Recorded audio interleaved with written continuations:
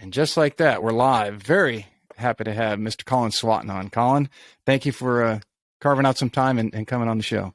Absolutely, Pete. It's been a long time coming. I can't wait. And I appreciate your time as always. You know, we've been back and forth for some time. You're obviously very busy, and I want to talk about a lot about what you're doing. But it's crazy how we basically live across the highway from now. I think you're still at Belfair, aren't you? No, I've actually moved on. Yeah, okay. I've moved off the island, back down onto the island. So I actually live in Hilton Head Plantation at the moment. So yeah. 10, 15 minutes away. And it's just like, it's just in today's world, everybody's going in so many directions. It's just hard to connect sometimes.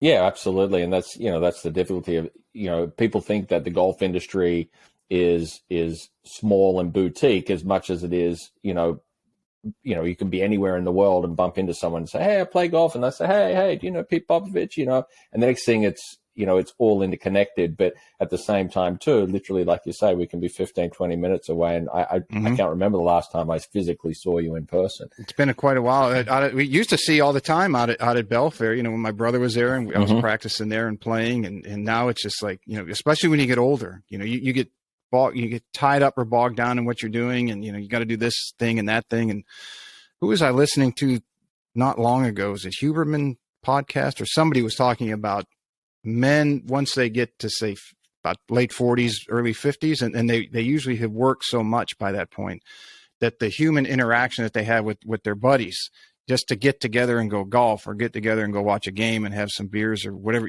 hang out with guys and just do guy stuff, that they really start to have that separation, and they sometimes have to reestablish that. But this podcast has kind of allowed me to connect with some people I haven't talked to in quite some time. Yeah, you've had some amazing guests on the podcast, and like I say, I'm honored to be amongst that illustrious group of professionals that you have managed to get on your podcast. It's really, really good. And like you say, it's like I'm in my early 50s, and I still feel like I'm in my 40s, but it's amazing that point that you make about adults getting to that period of time and then physically having to carve some time out to be with your friends. That's exactly what it's like. Most of my friends, my good friends, are back home in Australia, and it's time zones, it's days, they're a day ahead of us in a different time zone completely. So to talk to them, in the evening, I'm sort of talking of in the morning if I'm ringing in the evening. So if it's 6:30 my time, it's 8:30. 6:30 in the evening my time, it's 8:30 in the morning, kind of thing. So then they're going to work, and I'm trying to catch them before they get to work. And then by the time I leave to go to work, they're going to bed at 9 o'clock or 10 o'clock at night. So it's difficult to maintain those relationships. WhatsApp and FaceTime, and obviously things like that, platforms like that, make it easier. But also too, as I think everybody just gets busy, and you get caught up in your own little world, in your own business. And then when you do have time to relax with your significant other, in my fact, it's Lisa, it's like, I just want to relax and watch some mindless TV and have a glass of wine or something like that. So it's definitely something you got to stay on top of. Yeah, I don't know if I call it a challenge, but I guess it's that I'm learning. I just turned 50 this year, and as your body's changing and your life's changing, it's like it just doesn't happen anymore. You have to make the effort to make it happen. And it's not easy, as you mentioned, especially in today's technological world. Everybody is going so many directions. It's hard it's never been easier, I think, to connect with things like, like we're videoing this, but it's also never been more difficult to try to knock out some time to do it. Yeah, you're dead right. Some of the college kids that I work with, I say to them, hey, cherish these moments that you have now where you have realistically no responsibilities and life feels like it's so easy, because as you grow up, you're going to have more responsibilities, more things that take your time, and then it's going to feel all consuming to you. And I don't think they really get it until they get older, and then suddenly it's like, you know what, you were right. Life is easier back when you're 16, 17 and 18 and you feel bulletproof and you've got all the time in the world and dad's still paying the bills and things like that. So it's, as you get older, it just gets more responsibility, more time. And, you've got to be, I think Anthony Robbins, I'm not sure how familiar you are with his stuff, but I think Anthony Robbins does a really good job of categorizing different sections or segments of his life, and he really has, I won't call it a bucket, but he has a pillar, let's say, which is family, and he really goes into depth on to say, okay, what do I need to do to feel fulfilled in that particular pillar? And sometimes he just talks about taking action, just making the phone call. Don't put it off. Don't say you'll do it tomorrow. Don't say you'll do it Thursday. Just take action. And through taking action, you feel, so much better about yourself. You feel weights off your shoulders, things like that. And I think a lot of people just get to a point where they get too busy and convince themselves they're too busy and they can't do it. Yes, and relationships, as we have found out, I think one of the things that the last couple of years has taught us is relationships are very important, because as you have something taken away and you realize how important it was to your life, a lot of people, we were lucky here in our area. We really never had a lockdown. The first couple of weeks of COVID, everybody was kind of nervous, and I think they closed public access to the beaches on Hilton Head.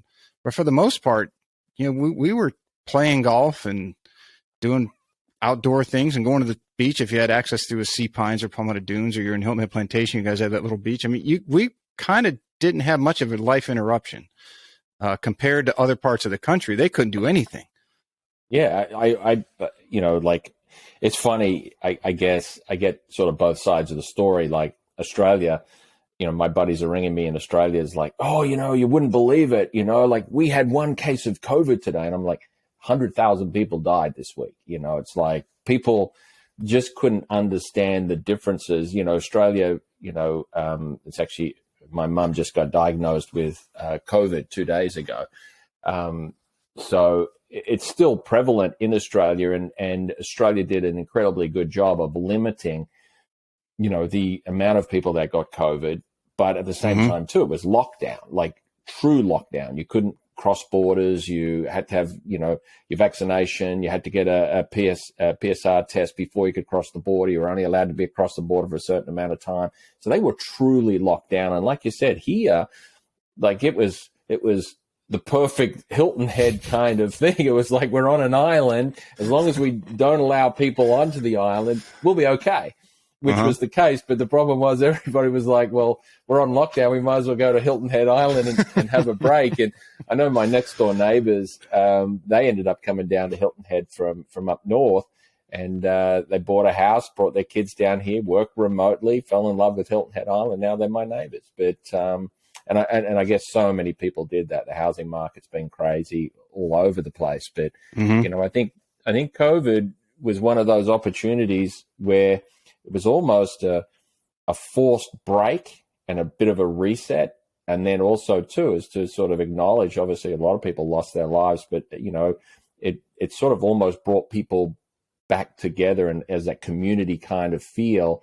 I know we obviously did the Community Strong here with the Surge group and things like that to sort of, give back, because of, the island is predominantly restaurant businesses and service driven industries, and a lot of people just couldn't work because of that, and they lost a lot of money and lost wages and time like that. So it's also one of those opportunities where you can sort of sit back and you can appreciate what you've got, and you've got the opportunity to live in a great place like Hilton Head Island and a safe and secure environment, and sort of ride the storm out, so to speak. You've been here. You're coming up on roughly 20 years, aren't you? That you've been living in Hilton Head and Bluffton? Yeah, well, I moved to the U.S. in 2007. I lived in Orlando, basically for a year and a half. And then I met my wife to be, and she lived in Hilton Head, a family-owned business on Hilton Head Island. Great restaurant. Yeah, they did a great job. Yeah. I love that place, Cafe Europa. Yeah. I remember it fondly. Yeah, that's it. So, it was one of those things. I came up to Hilton Head and I thought, man, this is a pretty cool spot. Like at that time, obviously I love golf, I love tennis, and I love fishing, and I love boating. And then, I don't mind a cocktail. I don't mind a cocktail or two either. And you can definitely do that here in Hilton Head. And I got here and I thought, man, it's almost like turning the clock back too. As much it has developed, it still feels sort of fairly remote, and I love that. I remember I lived on the island. Actually, I lived in Deer Island down near Harbour Town Golf Links for about a year and a half in a little tree house. It was 900 square feet. I always say I used to be able to put the kettle on in the morning from the bed. It was so small. And we lived there at the start, and then we moved out to Bluffton to, what we called, moving off the island to the mainland. And we were in Belfair 10 plus years. And then I said to Lisa, I'd really like to get back to the island, but I don't particularly want to move to Sea Pines because we'd already lived there. And, it does get a little bit too touristy for me in very summer, congested. especially. Yes. Yeah. And, sort of getting to that roundabout and getting down that main road, getting into Sea Pines can be a bit of a tricky one. So I said, wonder if there's somewhere sort of mid-island. That's how we ended up sort of choosing Hilton Head Plantation because it's the best of both worlds. It's 15 minutes to get out towards Bluffton. If you've got to go out there and, do some shopping or do some stuff out in Bluffton. But at the same time, too, if you still want to get to the beach or, go to the restaurants down there in Sea Pines, you can get there in sort of 15, 20 minutes. Mm-hmm. So sort of being mid-island is really, really cool. And we had the opportunity to find an old penny in a pile of coins. And we decided to put a little bit of time and effort into an old home that was built in 1980. And we renovated it. We actually started right as COVID hit in March of 2020, which was exciting and fun. And it just made the process so much more difficult. But, it's a great spot. We love it. Moving into what you're doing now, which I'm sure a lot of people who follow you and want to know more about. So are you're still doing PGA Tour Live? Is that part of what you're doing? Yeah. So and you're still coaching. So let's just talk about that some. Yeah. So PGA Tour Live was an opportunity that came along, 2015. And I really, 2017. It really hadn't been on my radar, to be honest. And I got a call from Greg Hopfe, and he wanted to know if I was interested at potentially covering the President's Cup. And I was like, I'm not going to be in Australia. Was it 2017? Was it in Australia? Just trying to do the math now as we're talking. I lost track. They all run. Yeah. Like I said, I'm 50 this year. It's all starting to run congruent. Yeah, it gets like that, trust me. But, and I said, Greg, I'm not going to go back to Australia this year. I'm not going to be there. He said, would you be potentially interested in doing some work on PGA Tour Live? So, yeah, a little bit of time passed, and I took up the opportunity. And I did a couple of initial test pilots in the studio as an analyst, and really enjoyed it. It was like it's hard to describe. It's as golfers, and I'm sure you sat down and you watched the PNC championship over the weekend, and I sit down and I watch most when I'm wasn't caddying or wasn't coaching or wasn't working with live. I would sit down and I'd watch golf, and I think here I am. I'm in a studio with a host, another analyst. I've got some cameras. I've got my monitors, and I'm like, this is ridiculous. I get paid to basically watch golf and do what you did anyway. Yeah, I'd sit at home and I'd be like to Lisa, I was like, that guy, that's a really tough up and down, or whatever it is, or that's a tough hole. And because I'd been on tour for over 10 years, I know the courses inside out. I know the pin locations. I know how the shots play. And I'd be almost self-commentating at home as I'm watching the golf. She finds it annoying, but, it was just something that when I got in that environment, I was like, wow, this is really cool, and so I did that. And then after about 7 events, they said, hey, would you be interested in doing more of this? And I said, yeah, absolutely. And then they started to put me on the ground, sort of in that sort of Jim Bones Mackay type role as an analyst on the ground. And that's where I really, really enjoy being, because I'm sort of in the heat of the battle. When you're in the studio, you can't really feel the wind. You can't really feel the pressure of the moment. You can't really visualize the undulations unless you physically have been there at that course. And being on the ground, I think it's kind of my little niche. I love it. I've been getting some really good feedback from people that have reached out on social media, as well as my peers in the industry, and they just said, look, it's all you got to do is do what you would do as if you were caddying, or whether you were coaching. So I've kind of got the best of both worlds. I can talk about the interaction of the player and the caddy, and what the caddie's facing right now, trying to convince his player that, hey, I think the wind's in and across from the right versus just across. I can talk about the complexity of the shot that they are facing.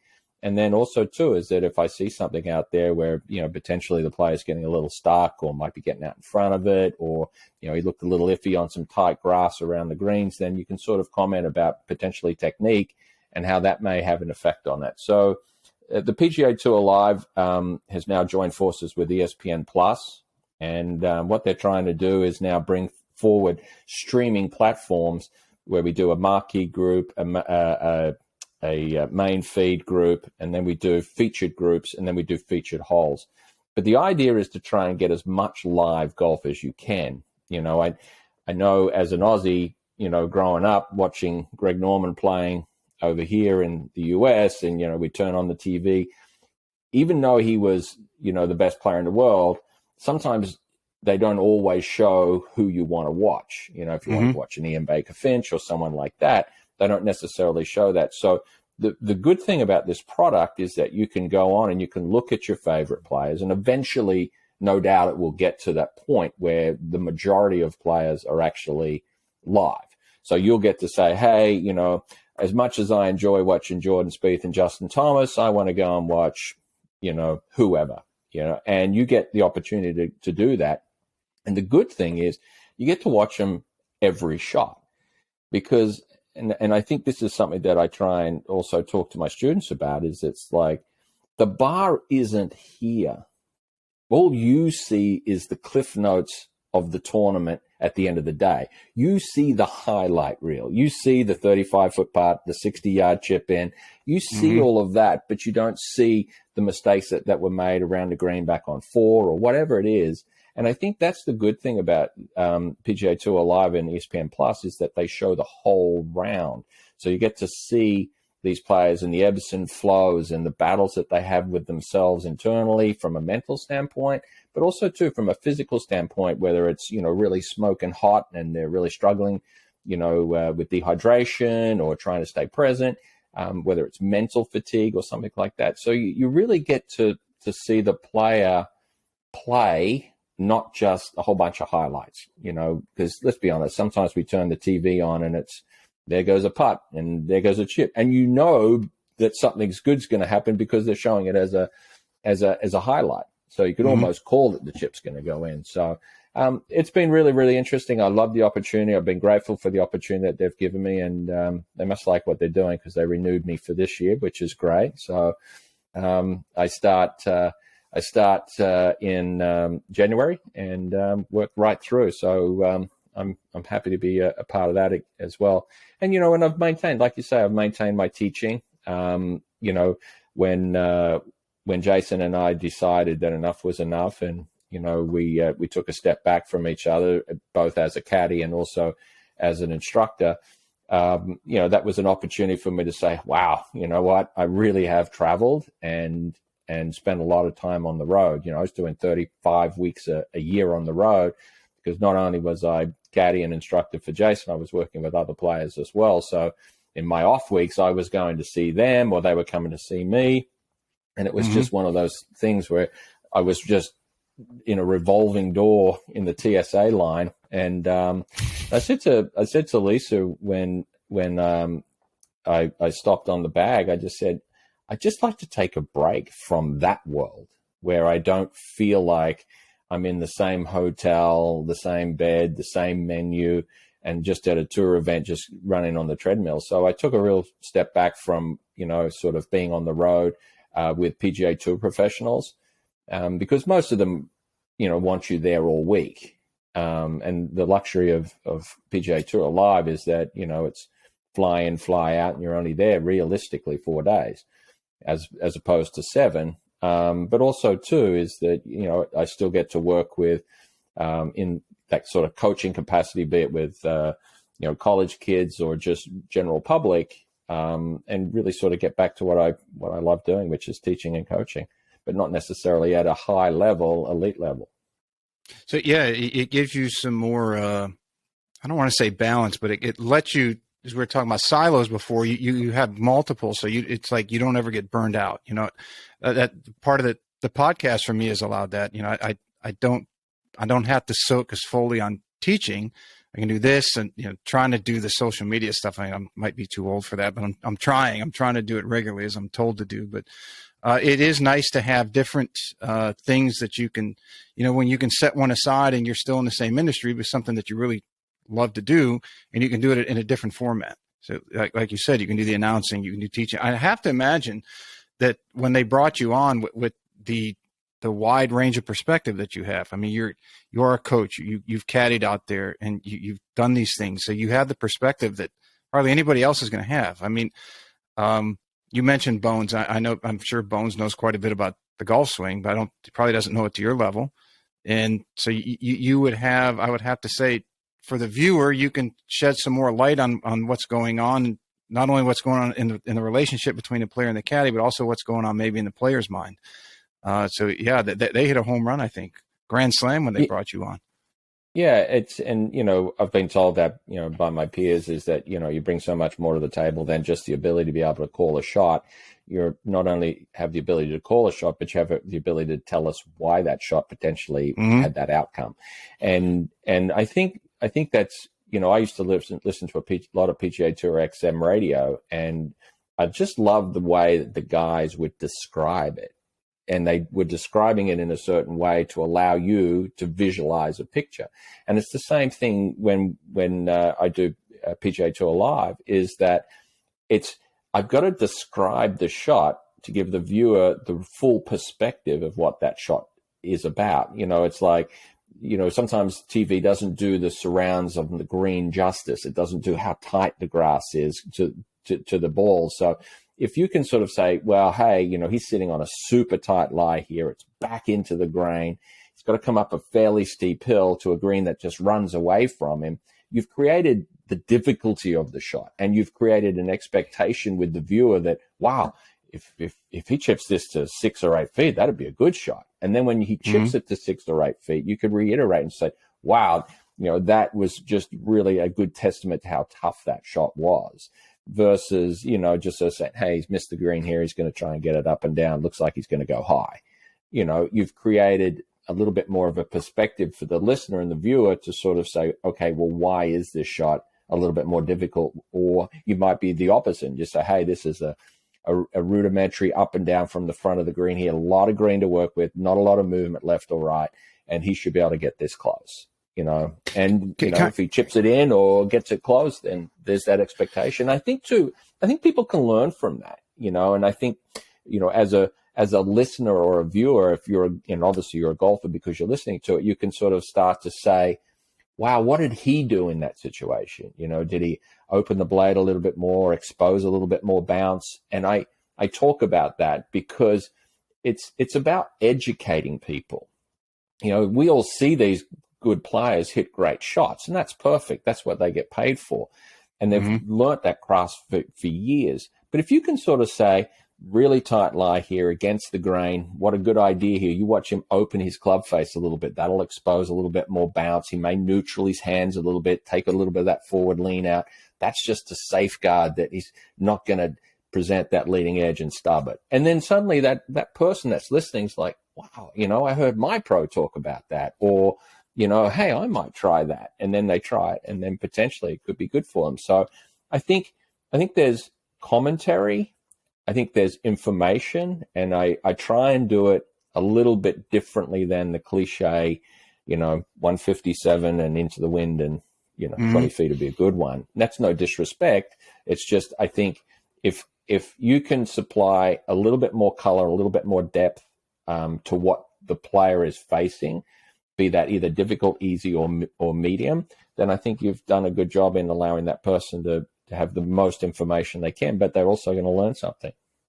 Yeah, we used to watch the American Idol and all the contest and the singing shows and all that, and I can remember numerous times where Simon Cowell, who's obviously the genius behind the show, would say to somebody, it wasn't the critique, but he would comment how well they did, and that he would say something to the effect of that they felt the emotion of the song that they were trying to sing. And if someone didn't show that, he'd say, you're a little too young, that song was a little bit too much a reach. You're not old enough to have the life experience. And here, you do have that life experience from many different perspectives, the coach, the caddy, someone who's been around the game for so long. And I think golfers, the average everyday, well, you can take very good scratch or tour level players who might be home watching all the way up to beginners. And as you describe what that person's doing, golfers, I think, are tinkers by nature, and they're always looking for something to improve. And then they're going to go out after the telecast or the next day or the next time they go out to their course, and they're going to say, okay, I heard Colin talking about this on that show. Let me go try it. And that's kind of the cool thing about it, that one thing, especially about golf, is you can go out and do what the pros are doing. Nobody's going to go out to a basketball hoop and try to do a windmill dunk that they saw LeBron James do last week, but they can go out around their chipping green or their driving range and do that. Tanya Tari, I had her on a couple weeks back, and she said one of the things that has really helped her in her development when she comes up with her shots, it's not just doing the hardest shot that she could come up with. It's like, it has to be hard enough that somebody wants to, and intriguing enough that somebody wants to try it. So there is a bit of a magic to that, and I think that you captivate that very well. So why you're doing it so well. Yeah, she's so good. She's so good. When she first came out, I was like, oh my God. And you're right. It was, and she does it really well. Like she explained it to you, is that she makes the tricks so difficult, but yet not difficult to do, as in, okay, you can set it up with a red Solo Cup. You can put a couple of pieces of board out there. You can do 2 clubs. So the ingredients of it are readily available to most of us. But at the same time, it's like, it's intriguing to say, gosh, she makes it look so easy, but it's so hard. And, and ultimately she's paid to stand there and keep doing it until she gets it right. But yeah, she is so good at what she does. Super talented. And you can tell by her reactions that she has done that for quite some time before. I mean, it's a natural reaction when she finally gets it, and all the takes that I'm sure that she has to go through, the frustration where, it bounces off, and she almost had it, and just the whole array. It wasn't a Steph Curry moment. No. That guy's amazing. Those 5. Yeah, it was interesting to watch when that was initially posted on social media, and everyone was like, oh my goodness, can't believe it's happening. And I'm thinking to myself, like, the chances of that happening are pretty rare. And then obviously he came out and admitted that, he made a couple in a row, and then somehow they were able to, make balls look like they're going in. But it was pretty impressive, created a super buzz. Well, he had the one, the recent one where he's throwing the ball full court, but he had the one in the pregame warm-up. That was it like in the spring, before, in the playoffs or something? Oh yeah. Did you see that one? Legit. One where he's on the course. Yeah. Yes, where he's on the court. And he's backing up, and then comes all the way back in. That was ridiculous. Yep. Yeah, that guy's a special talent. He's he's the guy, really. Like, I've told many friends, I used to play a lot of basketball when I was a teenager and up through I didn't want to play in college. I had enough in high school. We were 2.5 to 3 hours a day, sometimes practice 6 days a week. I'm like, I'm done. I'm burned out. But I told some friends, I said, pound for pound, he's got to be considered. He would be considered up there. You have to throw him. I'm a Jordan era guy, so I would not say he's the Michael Jordan, but I would say pound for pound, he gives a good run for his money. He's that impressive. Yeah, it's sport is in such a good place where we've been fortunate enough to have the highest. We've lived through it. You and I have lived through it, where we have got the Michael Jordans. You've got the Tiger Woods era. We were kind of lucky enough to grow up in that Nicklaus and Greg Norman era, and and you've got Brady, and you've got. It's just. I always wonder if it will continue to be that way. Like, who's going to be the next Tiger Woods? Who's going to be the next Greg Norman? I think of what is Tiger, 600 something weeks or whatever it is. And then you've got Norman at 332 and then you go down to like the hundreds and the 150s and stuff like that. But it's like, is someone going to dominate the sport again the way that Tiger Woods has dominated it? it's hard to just been imagine that incredible. somebody would. It's almost a generational talent that does that. You know, your Nicholas would be roughly my dad's age. Tiger's, I think, 3 years younger than me, because I remember playing junior golf, like the Big I International. It was the first time I heard he's of 47. him. Yeah, I think he's 47. Yeah, right. I think let me see. The first year, I missed the Nationals when I was 15 by a shot. And I think the next year I went to the regional again, and the guy that ran it for our local was telling us that, well, last year there was a 12 or 13-year-old kid that shot 69, 68, something like that. I'm like, what was his name? I said, he's from California, some Tiger something. That was the first time I heard of Tiger.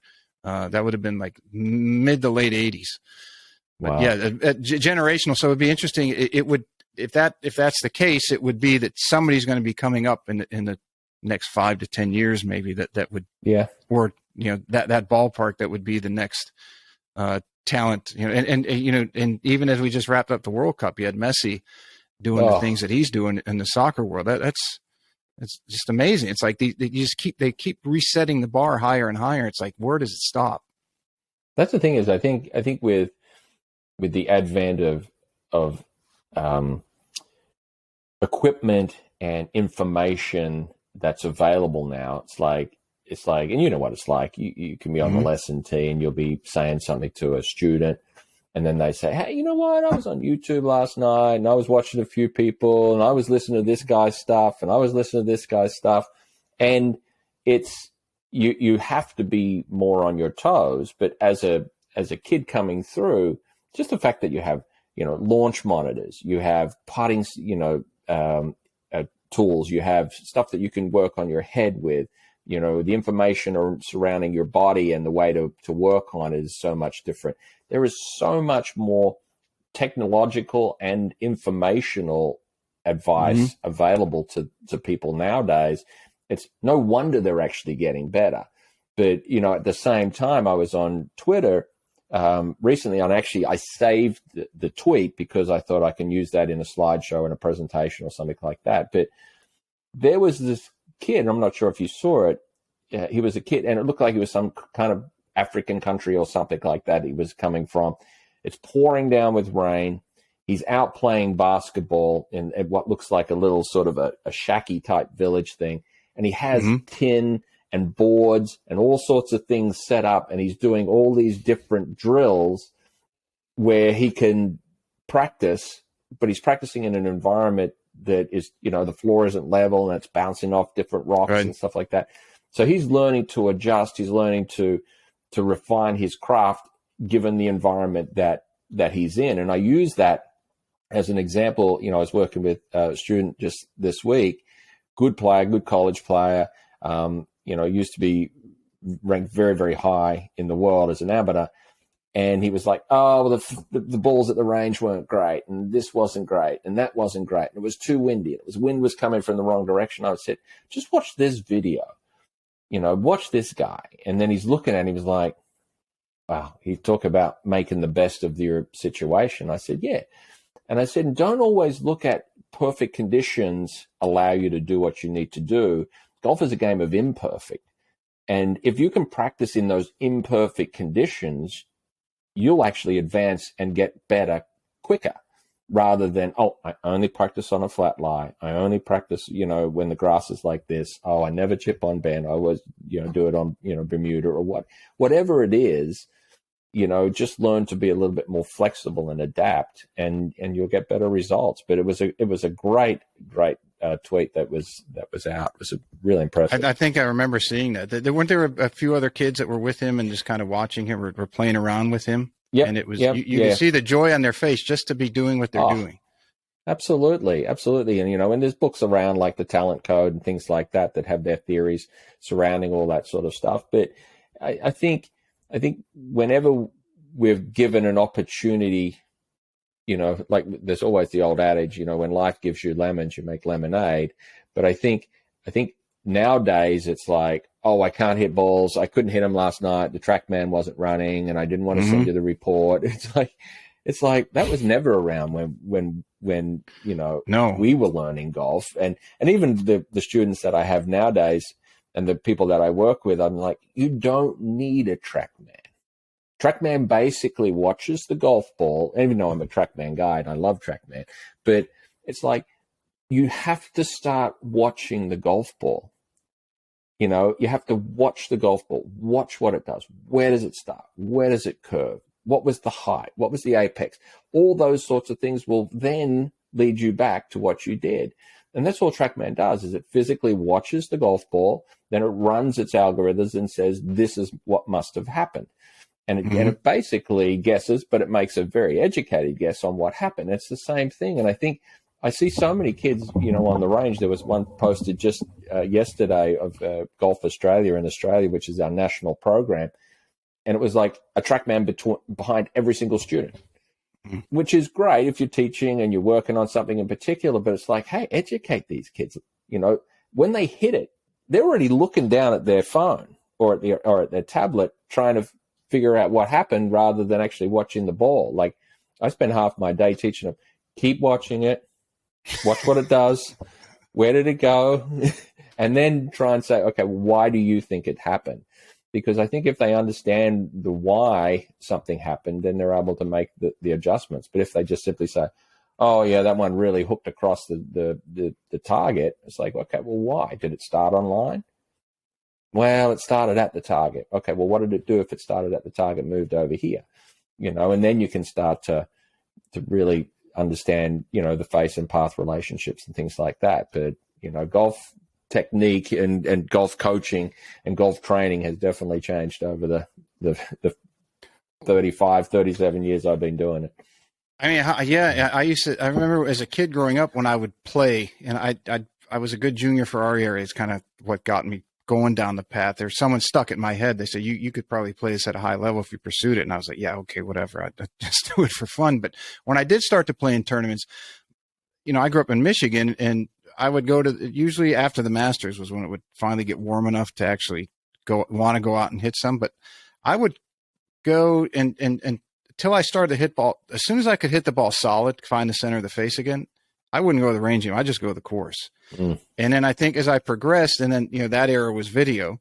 And once I moved down to Hilton Head, you know, all the coaches down here had video. And then I got caught up in looking at video too much. And I think I lost some of that going out and playing, scoring as well as you can.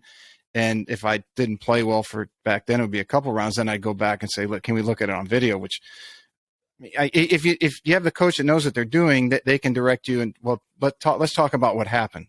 And you could substitute TrackMan for video or Sam Putlab for video now. And it's just, there is, but the kids have come up with it. So there is more of, I think, a coaching aspect that you have to coach them on.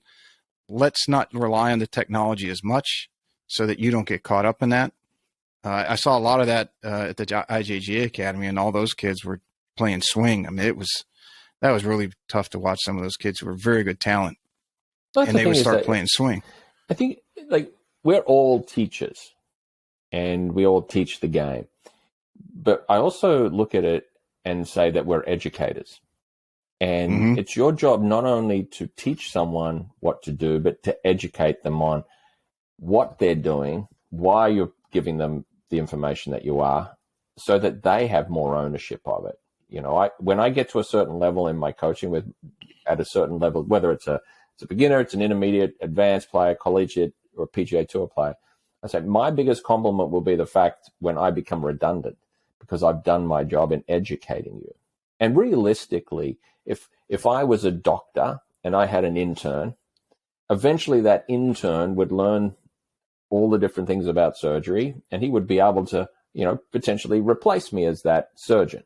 And I think that's the thing, is that I see a lot of these guys that come in for lessons, especially the collegiate players, they're just like, they're not interested in the why. They just fix me. I got this big sling hook or a massive block, or, you know, some say I'm stuck, you know, and then like, what have you got to do? It's like, well, okay, now I'm going to educate you on why you do all of that. Then I can say, okay, well, here's the information, whether we use TrackMan, whether we use 2D, whether we use Bio, whatever we use. Then I can say, well, there it is. This is how we set about fixing it or improving it. And then it's like, oh, okay. And I think in this day of instant gratification, they want the instant gratification. and it's not about that. It's about understanding the why that you did something and then how to fix it. And that's the thing that I see most of these guys not doing, is not really educating them. It's almost like trying to fool them with smoke and mirrors. It's like, there's no smoke and mirrors about it. The ball only goes where you hit it. That's it. And then all the other stuff just becomes, the icing on the cake, so to speak, unless they're really, got something serious going on. But it's just, they're more interested in just get it fixed and move on versus actually learning and understanding that concept. But then when the wheels fall off in the middle of the round, they're hopeless. They have no idea of what to do to fix it. It's like, Tiger's probably a perfect example at, like that with regard to the big miss. He knew if he didn't have his best stuff, he'd hit it on the opposite fairway. If it was, but he never, like Tiger Woods, I tried one day to figure it out, and I couldn't get all the information, but I wanted to find out from 2000 to 2010 how many times Tiger had a penalty shot. And I was like, I literally was struggling to find, a number, especially in those early 2000s when he actually had a penalty shot. But then, you can work with these collegiate players. They make at least one double or a triple or a tournament, maybe sometimes even two doubles. And I'm like, you didn't see the water on the left-hand side? It's like, I don't care. There's half of California on the right-hand side. Hit it out there, And so it's interesting. It's interesting where golf is from a standpoint of technology and information, but at the same time too, we're almost trying to educate the golfer how not necessarily to be reliant on that equipment. Use it as a tool for measurement or performance, or as an indicator for something, but don't become reliant on it. Just the best coaches in the world used to be able to walk down the range with their backs to the players, and they'd know which one to stop behind and go, "Whoa, this guy's going to be something good," or "This is the guy I want to watch hit balls," because you can tell so much from the sound of the ball and the fly of the ball. And it's interesting that talking to Brian Gathright was on last year, I think, and I had his son on not long ago. But Brian, when he was working with Harvey Pinnock for running his schools, and video was back then in the 80s was making this big push. And he said, you remember Mr. Pinnock said, the videos, people will like it and they'll like to see it. He said, but it will be bigger for us than it will for the student to see, even though that they're looking at it constantly. So we have to try to keep them happy that they can see it, but keep that information, learn how to use it so they don't get inundated. And then Scott Cox, we talked about because he's very big in the hack motion, and he said, which I had the inkling that a lot of the top level coaches do, they use the technology kind of to check where somebody is when they come in for the lesson. And then they'll use their expertise that they've developed over many years.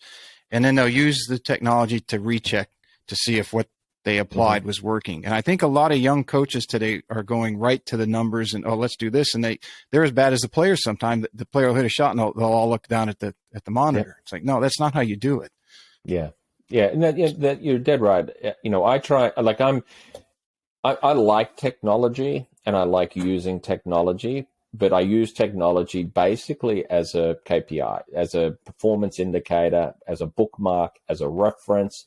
And Jason to this day still uses the same guy that did his 3D bio in 2007, and the reason being is that you need to make sure that the information that you're getting is from the guy that's putting the buttons on or putting the markers or the sensors on in the same spot so that the information is the same. And that's the same thing I say to these kids all the time. It's like, get a tripod, mark the tripod at exactly the right height and set it up at the right height every time. Don't take a video squatting down with your hands up here and the next one's down here and the next one's over here. It's basic stuff, but it's like, don't send me a video that's not done at the right height for me, because that's where I look at all my video and that's where I film it all. But then you go away and you film at a different angle, a different height. Suddenly everything looks different and the information that I'm going to give you is going to be different. So you're right. I think if you use technology correctly, where you could, use hack motion. So, okay, how much extension was he in? How much flexion was he in? What was ulnar and radial doing or something like that? It's like you can mark it you can use that as a performance indicator with regards to how much you want. Then you can go away and work on things. Then you can come back and then you can remeasure it. And really, that's what golf's about. I had a chat with this today just with somebody from Golf Australia. It was exactly this topic. I said, you need to be able to measure in order to say, right, that's our benchmark. And then what do we need to do from there? It's the same as if you took someone physically and you said, okay, I want to measure their internal rotation in their right hip. Mm-hmm. Okay, you measure it, you put a number on it, 20 degrees, whatever it is. Then you say, okay, now the professional comes in, he does his soft tissue, he does his work on you, maybe prescribe some exercise or whatever to do. You come back and you remeasure and you go, now you got 27. So it's you need to do that in all aspects of your game to be able to do that. And it's just great having the tools to do it, whether it's TrackMan, FlightScope, Quad, whether it's Hack, whether it's SAM, whatever it be, just be consistent in using it and just make sure that when you're testing and you're evaluating, that it's always done in the same protocol, in the same fashion, so that the information is the same. So it's apples and apples, not one day I did it at, such and such a driving range with these balls, and the next one I did it at such and such a driving range at this altitude with different balls, or what have you, so that the information is always consistent. But I love the fact that technology allows us to do that. But at the same time, too, I'm big on education for the athlete to say, you have to become more responsible. You have to start understanding things, so that when you open Golf Digest or you go on and you listen to someone's YouTube or podcast or whatever, that you can go through and sort of sift through the stuff that maybe is not necessarily right for you, and you can stay on track with what is necessary for you to get your benefit, and that's the thing, is if you understand, it's like investing. If you understand how to go about investing and what to look for in stocks and, bonds or whatever, then you can help say, my guy was trying to tell me the other night at dinner to do this, this, and this, but, he was wrong or whatever. So at least then you're more, you're in a space where you can sift through it a little bit more and stay on track and on focus, as opposed to, well, maybe I should go try that, and next thing you're making poor decisions. But yeah, I think the technology, well, number one, we all know it quantifies things, and it gives the baselines, or allows us to see if somebody's short of something or beyond something, and okay, what we need to do to get to benefit them. But to some of the people who say, the field type players, and they say, I don't want to use that. And this is like the example I always use is, well, if you built a road, you wouldn't put rebar, or you would not do it without putting rebar in it. You got to have some structure. You can form the cement any way you want to, curve it, this and that, but you've got to have some rebar in there to provide the structure. So it's a benefit to you as the golfer. Let you some. If you don't want to see it, fine. But if I need to see something, then obviously the better the golfer, I always say the smaller the hole or the window to see what they're doing. And technology, you would know better than I would at the world class level. You need that sometimes to see those minute things that are going to make the biggest difference. Yeah, you'd be surprised. It's like I've been around bios since 2005, 2006. So it's. I understand it. It's always information that the instructor uses, but not necessarily passes it on to the student. And I think that's true with all the information. Realistically, the only guy that should be looking at the TrackMan is the instructor. And he should probably have it running in the background, but not necessarily commenting on it.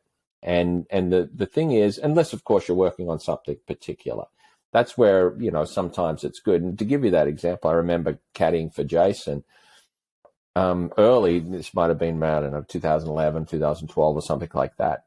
And, you'd be doing the old throwing the grass up. He'd be throwing grass up. It's like, hey, we're multi-million-dollar athletes and we're throwing grass up. Like, this doesn't seem right. And we all know that the wind bounces around a little bit. Uh-huh. So I thought to myself, and it's interesting, as a caddy, your job is to reinforce whether the player is right, or to give your opinion on how potentially the shot needs to be played or hit or whatever. And you have to do that in a way that it supplies confidence, and it has to be trust and belief. So I remember I was throwing up grass and Jason's throwing up grass and I'm like, what do the wind's coming in off the right. It's quartering in. It's probably at 2:00. It's going to be a little bit of hurt on that line that you're going up on. As it starts to nose over and come back, it'll be a little bit more crosswind, downwind. Okay, this is what we think the number's playing. And, they hit the shot and then it's like, oh, see, I knew the wind that wasn't coming in there. It was a little bit more in. It got hit, whatever. So I thought, okay, what have I got to do to convince him that the wind is where the wind is? And that's when I introduced a compass. And I went to the PGA Tour rules and I said, look, I want to carry a compass during the tournament, during the round. And I said, is that legal? And they were like, I don't know. No one's ever asked that question before. And I'm like, well, I want to do it. And I said, look, it won't be on my phone. It'll be a standalone compass, blah, blah, blah. Because back in those days, you weren't even allowed to look at your phone. And I was like, okay, fine. So they came back and they said, yeah, that's fine. It's not giving you any advantage or any edge. It's just supplying you with information. I said, okay, fine. So I started using a compass. And as soon as I said, he'd say, where's the wind? And I'd say, it's coming in northeast today. It's supposed to be in that direction until 11:30. It's going to switch and it's going to go back to a northerly. And I'd put the compass straight out in front of him like that, in the direction that we're hitting down the fairway. And I'd say, there's north. So the wind's now 2:00 into us from our right-hand side. Okay, perfect. It was instant that he had the information that he was wanted, but also too with the commitment that he knew exactly where that wind was. Even though I knew where it was, and I would do my wind charts and I'd put my map references in at different spots throughout the golf course, just having that information gave him the confidence to go ahead and hit the shot with more confidence. Mm-hmm. So it's the same thing with technology. Whether you're working on someone and you're saying, you know what, we got you a little shallow in transition. We got to get you coming a little bit more from the inside. And then you can turn around and you can give them the instruction to be able to say, okay, this is how we do it. When we get up here, we want to try and shallow up. We want to feel the hands come down a bit more, stop going out over the top, whatever it is. That then you can prove with a TrackMan or your launch monitor of choice. And you can say, there you go. That's what it feels like to be inside. And here's the result to prove that you were inside. See how now your path's now 3-5 out to the right. Okay, now if we can manage a face and path relationship, would be pretty decent. Okay. And then you can sort of prove to your student that that's their feel is actually the reality. We always talk that feels aren't reals. And it's true. Somebody's feel might be that they are way inside and shallow when the reality is that they're swinging straight down the pipe. And that's the reason they hit it left and right. So if you have the ability to use that technology either to reinforce something, to show that they're doing something right, to help them create a feel, then that's fantastic. Then the piece of equipment's done its job. And the more pieces of equipment that you have in your tool bag, then it makes it easier to sort of be able to say, hey, okay, well, let's take a look at your putting. Let's do this and let's do that, and put your hack motion on when they're putting and say, look what you're doing here. You got this little, yip through impact or whatever. Then it allows them to feel something. You can see the golf ball in the right wrist and then remeasure it and say, look what you just did. You fixed it. It's interesting how you said that about the mental commitment, because anybody, if for the average listener out there, if you watch enough golfing and you hear the guys or the girls at the end of a round and they say, well, yeah, I didn't commit to that shot on 15 and, I missed it a little this way. But the commitment is such a big part. I say any level, you tell the higher handicaps I teach, you have to develop this now, because might as well do it now, because instead of waiting until later, and it's a detriment to you. But I remember one day we were watching golf. This was when I was my playing career was winding down, and I don't remember what tournament it was, but the announcer was, it's 75 to the front lip and it's 78 to the front edge and 70, whatever it was, 80 to the hole. And he looked at me and says, is that just BS for TV or can you and guys, when guys are playing, can they really hit that? I said, look, when you're playing and you're playing well, yes, you can hit your number usually within a yard on your wedges, yard, maybe two. But what it really does is if you're not quite hitting it well, where to miss it. You know, if you're coming in impact a little, and you know you're not quite right. Okay, I'm going to miss it a little long if there's a bunker short. I'm going to miss it short if there's a bunker long. So I said that plays as much of a part, because you're over 4 days. You're not going to be on for all 4 days, or very rarely will somebody be on for 4 days. I know Jason was on for 4 days quite a bit. Obviously, Tiger, he was on for 4 days quite a lot. But for most golfers, to explain to them the mental commitment, because once you get to a certain level, it's not about how good you're hitting it, or can I hit these numbers? It's like, how good am I going to hit? Am I going to hit my numbers all day long, or do I need to know where I can err? And okay, let me take the trouble out. As you mentioned earlier, these kids are making doubles and triples. And I found out that college age kids, late teens, or kids who are very good early on, that they have to learn that, because they're usually looking and going. And the days that they look and go and they're on, they can shoot in the 60s. But the days that they don't, and they're making a double here and a triple there, it's like, what's wrong with you? How the hell you shoot 75 with a double and a triple? What the hell's going on? And yesterday you shot 66, and they don't know until you play with them. That's my experience with younger kids who are really good. Yeah, one of my best slides that I use in some of my seminars and instructional stuff is I put up a slide of Tiger Woods' scoring average. And I put up a scoring average over here, and I put up a scoring average over here as 2 slides, and I click and I go down and I fold. Tiger Woods' scoring average improved, making less birdies than the previous year. And then I asked the question, why? How can that happen? And you'll be surprised at some of the answers you get.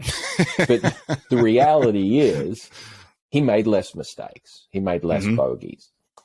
So I always talk about a winning formula, and it's always something that I still use today. You need to make 19 birdies, and you need to make no more than 6 bogeys to win on tour.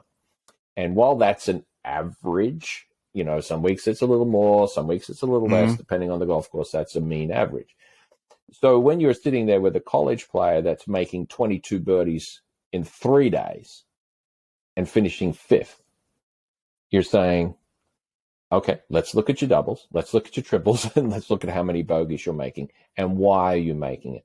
And it's because they still think, and they have the perception, that they've got to make more birdies. And I spend most of my days saying golf is not about playing your best round of golf. It's about managing your mistakes. The difference between the PGA Tour players and the average PGA Tour players is that when they have a mistake, they know how to manage it and turn it into something that doesn't cost them a bogey. Whether that's making an 8-footer for par, a 12-footer for par, chipping something from, miraculous out of a greenside bunker from 30 feet or 60 feet away and hitting it to a foot and getting it up and down. They do that better than anybody. There's such a fine line, when we talk about the rounds of golf. Golf is all about, you have your good round of golf, you have your bad round of golf, and then you have 2 rounds in between. And it's what you do on your day where everything's clicking. Can you turn that into a 65 or 66? If you're having your bad day, can you stop it at 72 and not let it slide to 76?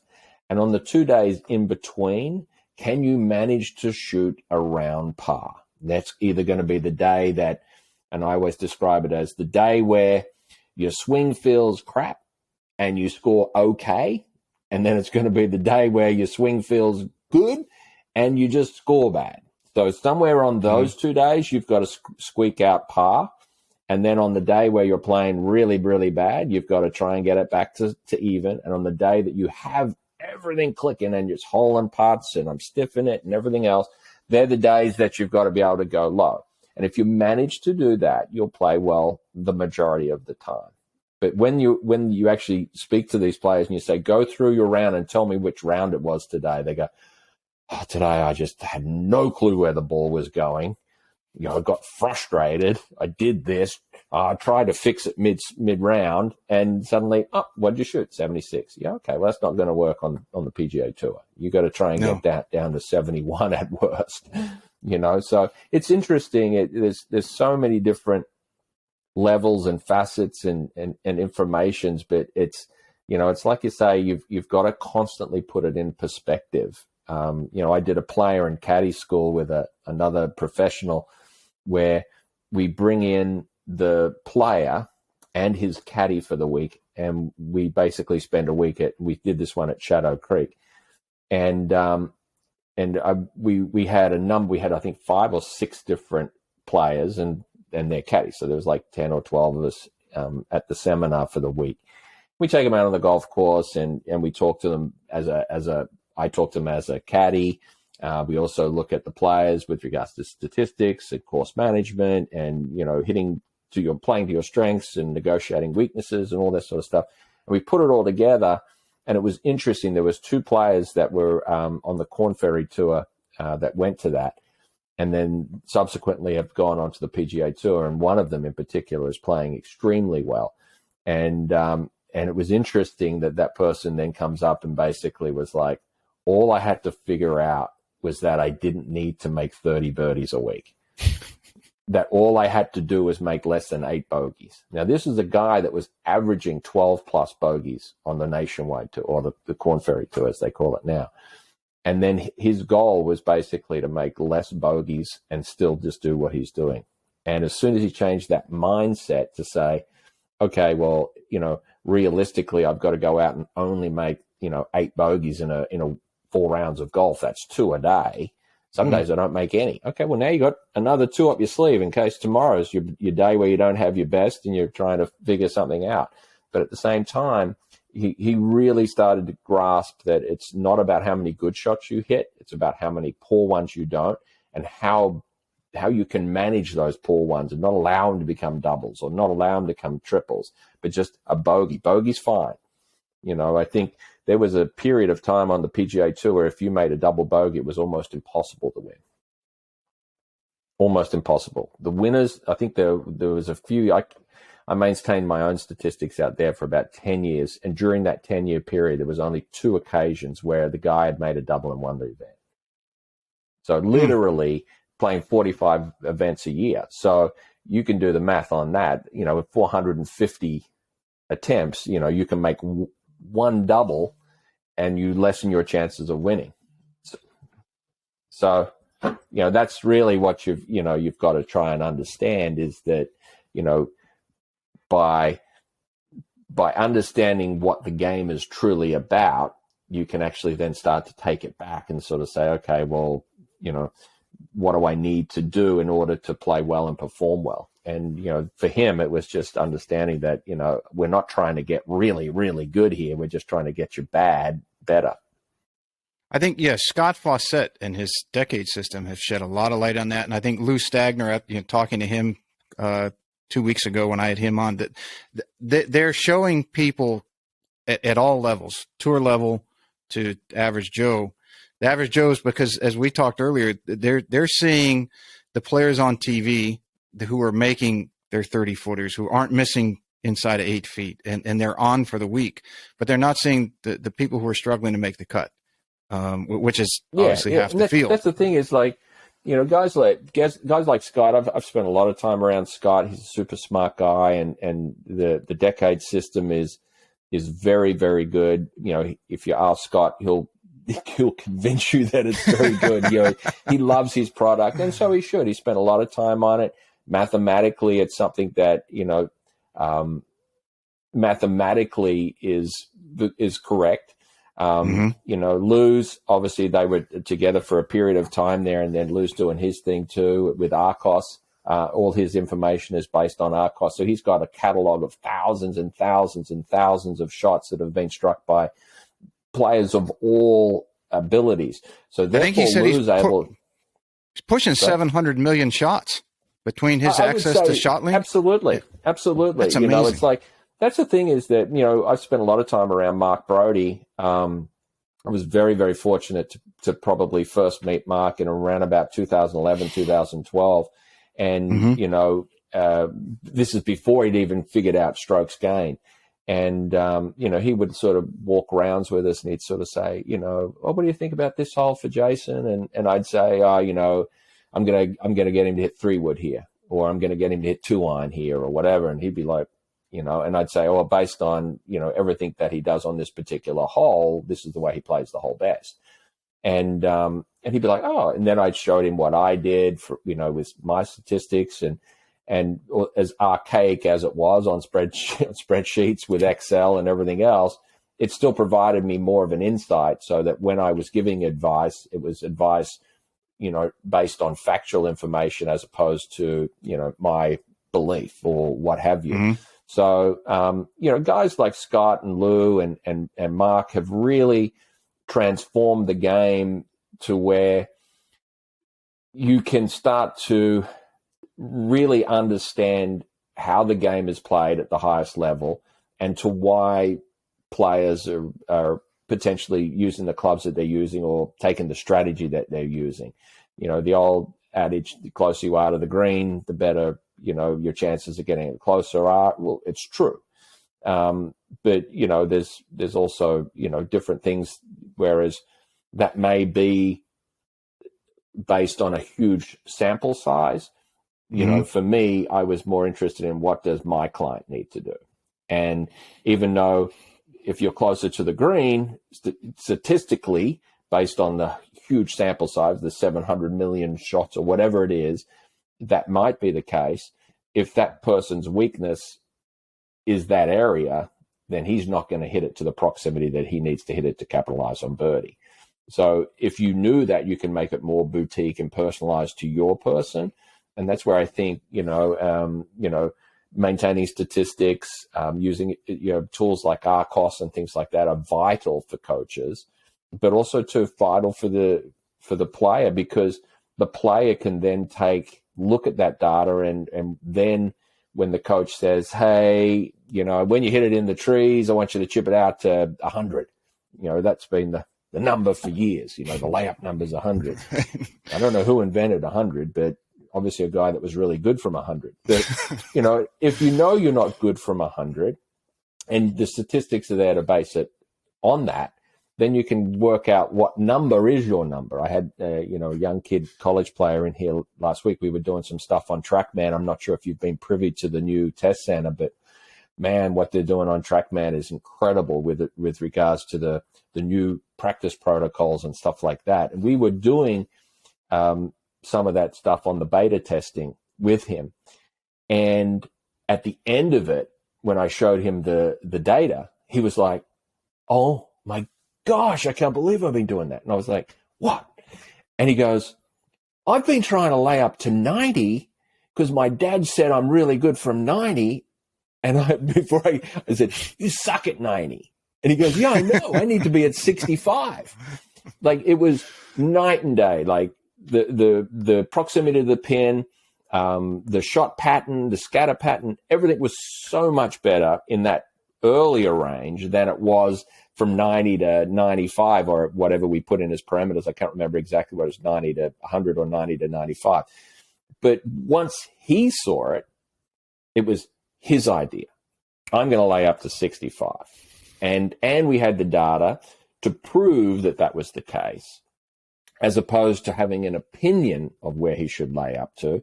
He had factual information. And I think that's where, products like ARCOS and Decade and the information that Mark has been able to scrape and pass on to all levels of golfers is vital, because the information allows you to then base what you need to do on factual information, not just a pretty good guess. And, and I say it all the same time. And there's tons of coaches that say, why guess at something that you could measure? Well, that applies not only to the golf swing, but it applies to all facets of the game. And if you can do that, and that's something that we did with Focus Band way back. I'm not sure if you've spoken to the guys. I remember that. No, but I'm going to reach out to them. I'm glad you brought that up. Yeah, they're a really interesting product. I first used it on one of my students, Greg Chalmers, another Aussie, and it was interesting. I scraped all of his data from Genesis, from LA, from Riviera, and I'll just give you a quick example, not to bore you to tears or your listeners to tears, but Greg had an issue with 12, par 4 at Riviera. And he played the majority of the golf course, let's just say at 14 holes really well. But 12 was one of those holes that when I statistically looked at it, I was like, okay, wow, he makes a lot of doubles there. He makes a lot of bogeys on 12. If we can get him through there, we're going to save shots. And I sat down with him and I said, hey, we got Riviera coming up in a few weeks, putting together a little game plan for you. Talk to me about 12. And he said, 12. Oh, well, yeah, 12. And I'm like, okay, well, what's wrong with 12? He goes, I don't know what it is. I don't know what it is. So I was down at Riviera and I put focus band on his head. And I said to Jason Goldsmith, who is the kind of the go-to focus band guy, and I said to him, look, I want you to put it on 11 as we're getting onto the green on 11, and then we'll figure out what's going on 12. He goes, yep, no worries. So we play 10, we play 11. Greg hits a little wedge shot onto 11, and I say, hey, we're going to put the focus band on you. Greg comes over, puts it on. As soon as he put the pin back in the green on 11, it's like, the focus band is going off. We've got red everywhere. And I'm like, and Jason Goldsmith is standing there with his little tablet, and he's looking at the avatar, and he's like, oh my God, something's wrong. Something's wrong here. We're getting all this red coming up on the screen. I'm like, just let it play. So it's all red from basically the green all the way to where he puts the tee in the ground. Puts the tee in the ground. Greg's a lefty, by the way, and this is a hole that moves from left to right. He gets up there, straight in the trees on the right-hand side. And I go, oh. I said, any bad thoughts there? Something pop in, anything like that? No, got stuck. All right, okay, no problem. Throw him another ball. And he hits it. This time he flares it a little bit, weaking out to the left. I said, oh, you get stuck on that one again? And I'm looking at the avatar, so I see that there's like red going off everywhere. So he goes, yeah. I just didn't feel good on that one. Okay. So I throw him another ball, and he sort of hits a little toey one just down in the right edge of the fairway.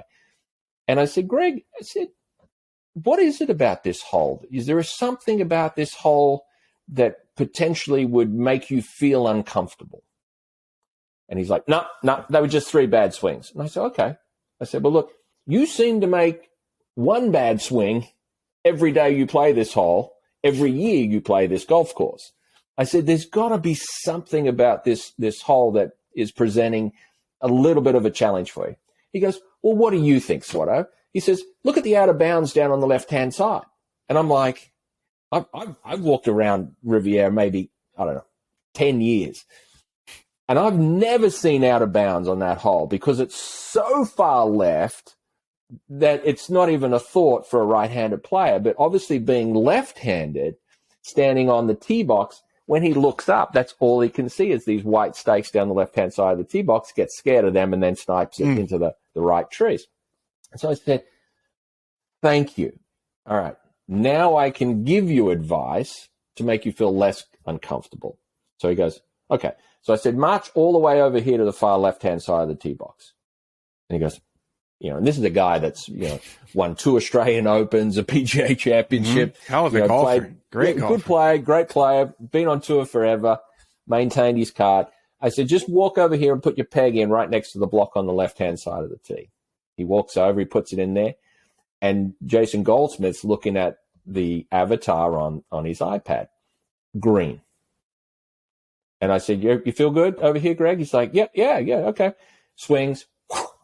Straight down the middle of the fairway. I said, you must have got in front of that one. You must have got the club out in front. Try another one. He goes through his whole routine, pipes 2 down the middle of the fairway. I said, how did you go? Did you see the out of bounds there? And he goes, you know what? I didn't.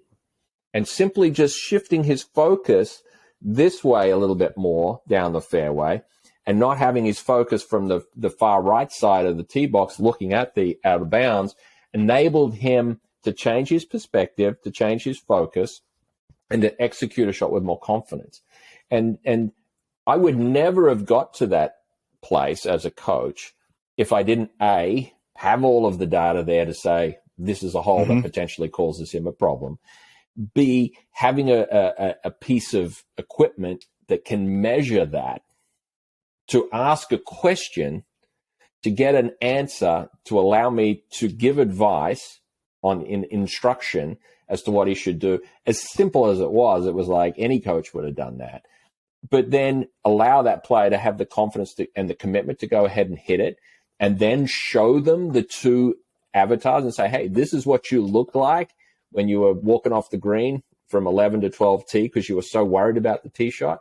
And here's your tee shot that you just piped two down the middle, and to see, that his left and right sides of his brain were in the right, in the right mode to be able to do that was, it goes to show that, equipment is important, but as a coach, you need to know how to use it.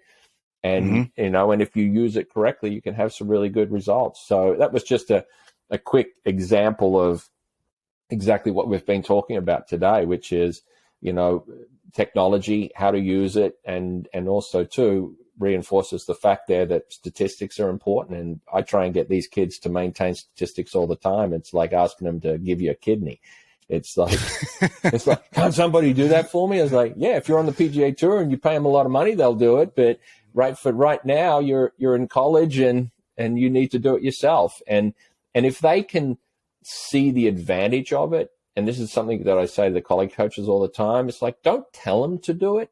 Just educate them, show them, give them a story like that where, you wouldn't have been able to do that, or, go back and look at old history of the golf courses and then turn around and say, okay, what is it about 14 that really pushes your button?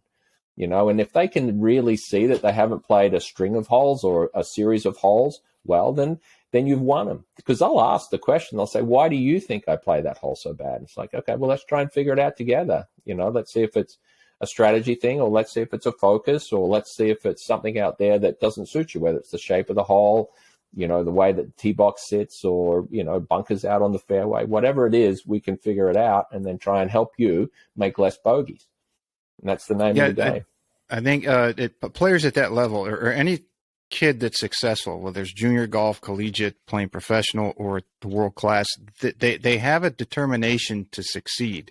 And if they're not doing it, they will get frustrated, but they will also, even if you have to pry it out of them, will listen, because it was going to be something that's going to help them accomplish their number one thing, which is whether it's winning or it's going to be some sort of achievement, that once they get stuck in a situation like that they will be more apt to look or seek out your guidance and listen. Do you think? I think that's a really good point. Not to interrupt, but I'll give you exactly that point that you're talking about. We were doing I was presenting at a golf summit down in Australia, and our keynote presenter was Hank Haney. And I remember Hank was on stage. He was talking about golf swings. He was talking about how good Tiger Woods is, everything else, which is great, and doing a great job on this presentation. And at the end, he opened the floor up to Q&A. And he said, this guy puts his hand up and he says, hey, if Tiger Woods is doing such and such and he's not playing so good, like, how do you tell him what's wrong, and how do you tell him that he needs to change it? And I think he was thinking, like, I've got this player and I'm struggling with this player. He won't listen, or what have you. And he's like, how do you tell Tiger Woods what to work on? He said, well, first things first, I never tell Tiger Woods what to work on. And I'm sort of sitting there and I'm like, you kidding me? You're Hank Haney. Like, you're Hank Haney. You could tell him anything. You've earned the right to tell him that. And I never got it initially. And subsequently, I have got it. But Hank said, I never tell Tiger Woods what to do. I make a suggestion. I tell him what I believe. I allow Tiger to go away, think about it, stew on it, put his little spiel on it. And then when he comes back and he says, hey, Hank, I think we need to do this, I reinforce it. And what Hank was indirectly saying is that when the player has the belief and he has the thought process is that this is going to make me better, he has what we call ownership of it. And when he's owning it, he's responsible for it. So many of these parents want to tell their kids what to do. Don't tell them, just ask them the right questions. Once they question themselves, then that's when they'll want to do it. And then, and to your point, that's exactly, a situation there where where Hank knew what he needed to do, but he just needed to put it in a question that questioned Tiger and question, so he could question himself and then come up with the answer. And I've used that a lot in my teaching with Jason. When Jason was playing really well and I thought he had potential to be the best player in the world, I went and I spoke to all of what I believed were the best coaches in the world, all guys that have coached number one players in the world. I spoke to Hank Haney, I spoke to Butch Harmon, I spoke to Led, I spoke to so many different coaches and said, hey, how do you do this? What do you do with this? And the information that realistically they pretty much was across the board was that the player has to feel responsible for their game and their swing and their whole game. And the moment that they feel responsibility for it, that's the moment they take ownership. If they don't feel responsible for it, they won't. So, trying to get someone to play a hole differently or to make a better swing or to swing more from the inside or swing more from the outside is convincing them that they need to do it with factual information, but also too allowing them to do it at their own pace.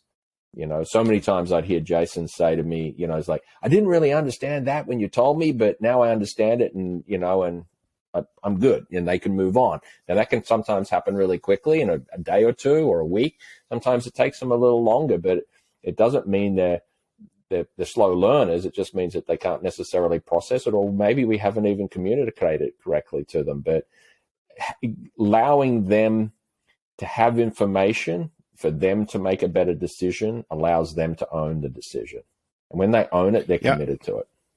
I made that mistake with some very good junior players and college players where I knew what they were doing wrong, and I said, do this. And I thought that the rapport I had with them over a couple years of teaching them, when just being teenagers, they wanted to do it their way. And I said, okay, go ahead and do it. And I would let them make their mistakes enough until they weren't getting to they weren't winning an event, a junior event, or they weren't playing, they weren't getting looked at by the college coaches anymore. And then all of a sudden it dawns on them, and then I would let them come back. But I made the mistake. I had to learn that the hard way, admittedly, that you can't just, you know what they need, but you can't just tell them and expect them to listen. I mean, they're teenagers, for crying out loud, or they're 20 years old. They're in the revolt, want to do it their way stage. And you have to, as a coach, I had to somehow come up with a way to get them to understand that. So, you're lucky that they came back, and they felt committed enough. I always use an analogy in teaching or in coaching is that there's always the cool uncle. So, you could be teaching these kids and you could be, let's just call them, they're your kids, you're their dad. Mm-hmm. And you tell them to pick up the toys or tidy up their room. And they're like, yeah, and they don't tidy up their room and they don't tidy up their room. The moment that the cool uncle comes around and says, whoa, I thought you were supposed to be a professional athlete. Professional athletes don't keep their dorm looking like that. Boom, they're in there and they clean that room, and make it look perfect because suddenly the cool uncle came in. And I talk about that in instruction all the time. Like, you could be the dad, suddenly, they're not getting from you what they want. They go next door. Suddenly the cool uncle says, hey, you got to come more from the inside. You got to shallow it or whatever it is.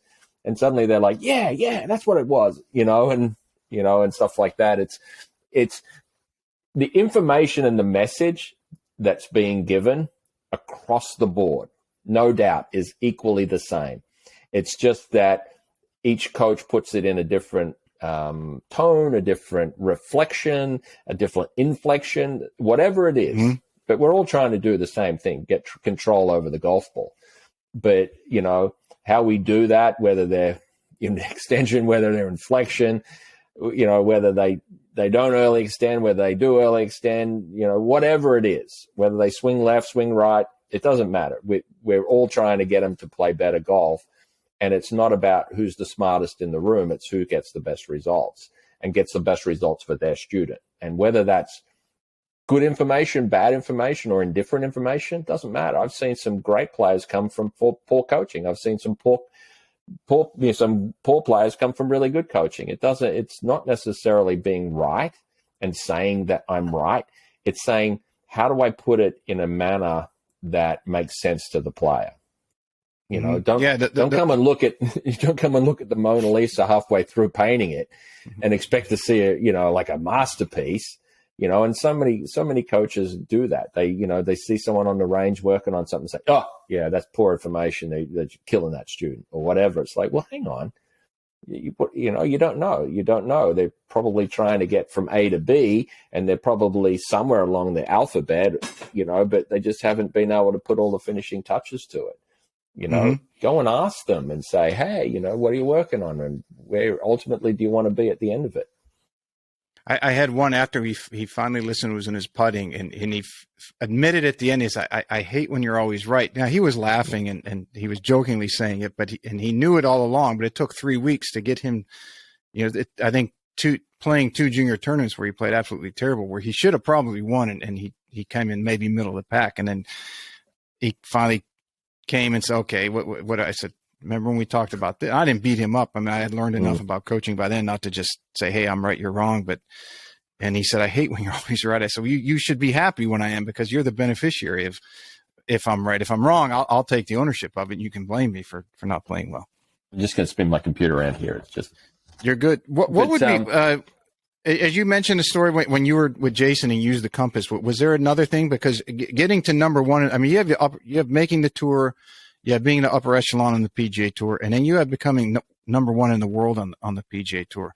Was there an example of that when he wanted to make that? Well, he stated he always wanted to get there, but along that path, was there something that you had to do, or an example of that something in his game where you implemented that same process? No, I think it's interesting. I always look at somebody's game as a game, and it's an holistic approach. And anybody that knows me and knows coaching knows that I don't have a style. I don't have like a model or things like that. I work pretty much on good sound fundamentals, but then I work really, really hard on trying to incorporate, the physical, the mental, the tactical, and the technical side of it. And some coaches have 5 buckets, some coaches have 4, some coaches have none, some coaches have loads. So I look at the player holistically, and then I try and make sure that I put a team of people around the athlete that is going to give them the best chance of doing that. Did I help Jason Day get to number 1 player in the world? Absolutely. But I was a part of a team that did that. And Jason Goldsmith with Focus Band, he was with me that entire journey. Subsequently, Jason's also worked with Justin Rose, who's also been number 1 player in the world. So, it's we had a world-class trainer that was actually working with Jason at that point. Cornel Dreesen was his name, South African guy. Worked with a number of really good players on the PGA Tour. I could name them all, but they were all very, very good players. And then also too, we had somebody that was working, from a mental side of things, not only with Focus Band, but just on his mental health and his ability to be able to achieve good things. And then also too, I bounced a lot of stuff off Mark Brody for many, many years. So we put a team of people around that were all probably very high standard in their own professions, but collectively made a really good team and a powerful team. And most importantly, too, Jason had the belief that we were all working as a team. And part of my role, and that's why I always refer to myself as a coach, not just as an instructor, is part of my role as a coach is to coach him, and also too is to collectively bring the team together. And I was also kind of like, I oversaw all of them. So, I'm having phone calls with trainers. I'm having phone calls with, the sports psych. I'm having phone calls with, massage therapists and trainers. So everyone was collectively working towards giving Jason the best chance of being the number 1 player in the world. But also too, is it took Jason the belief that he could be the number 1 player in the world. He'd always said that he wanted to be the number 1 player in the world, and that was always the goal. Ever since he was young, I remember him saying to me at a very, very early age, I think he was like 15 or 16. I think he just won the Junior Worlds. And he said, do you think I can be, the best player in the world? And I said, absolutely. I said, you need to work hard, you need to listen, and you need to, put good people around you. And that's what we did, was we formed a team that, collectively was really, really strong. But also too, is he had the commitment from himself that he wanted to be the best. And that's what he said about doing. He practiced harder than he needed to. He practiced for longer than he needed to. He worked out, like a crazy man. Like, he did everything that he had to do in order to be the best player in the world. And I think sometimes, if you were sitting down, if it was a college player listening to this podcast, it's the same thing. You can't necessarily buy the best people and put them all around you and suddenly say, okay, well, what have I got to do? But what you can do is to start looking at those buckets. And I call them buckets because it's easier for people to assimilate or associate with. So if you imagine, all you need to do is to fill those buckets until they're overflowing. And if you sat there and you said, okay, how's my physical bucket? Well, it's pretty empty. I could spend more time in the gym. My trainer told me to foam roll. I don't do that. My nutrition, I don't eat anything on the golf course. And I don't drink too much at all, when I'm playing or whatever. So if the instructor was able to say, well, look, they're all things that potentially you need to work on to maximize your performance, and you set about setting goals in that little physical bucket, if you went from my bucket's only, a quarter full and your bucket became half full, then you're going to improve. And you're improving holistically, improving the entire package, you're improving your entire game. And it's interesting when you look at different players and you think, oh, okay, why hasn't that player succeeded, or why hasn't that player gone to the next level? And you just look at just those 4 buckets alone, you'll be able to say, oh, yep, physical bucket's a little low, or their technical bucket's a little empty, or oh, mentally, yeah, they're not great, so their bucket's a little bit weak. And if you looked at a player like, say, for example, Justin Thomas, just because he's at the top of my it's on the top of my head because of the PNC. If you went through his physical bucket, okay, it's pretty damn full, for a guy of his size, he does extremely well getting pound for pound. All right, then you'd say, okay, well, how's his technical bucket? Well, yeah, golf swing looks great. Brandel Chambly said it was the best golf swing he's seen, and that should be the model swing. All right, so technically he's doing really good. From a physical standpoint, he's good. Then we start to get into the mental bucket, and you say, okay, mentally, how would Justin Thomas be? And then you might say, I don't know, he seems pretty strong, Ryder Cup, da-da-da. Okay, so it's pretty much overflowing. But you may say, okay, but what about the tactical bucket? What about his ability to strategize on the golf course? Sometimes take his medicine when he needs to, not necessarily to be as aggressive as he can or something like that. You might say, okay, well, sometimes he's a little more aggressive than he needs to be. Maybe. I'm just using that as an example. I'm not saying he is or he isn't. Then you might be able to say, okay, well, that potentially is an area in his bucket that he could improve a little bit to become even better than he was. So I think if everybody, whether you're a 10 marker, a 20 marker, or a aspiring golf professional, if you looked at those different areas and you were honest with yourself and you said, okay, well, how do I sit in those different buckets and which one could I help fill up a little bit more? That's how you improve. It's not all about, page 27 in Golf Digest, looking for the slot or, how to get the squat move. It's not all necessarily about that. How is it the same fundamental when a player's going from elite PGA Tour to best player in the world, or is it harder to identify what needs to be worked on?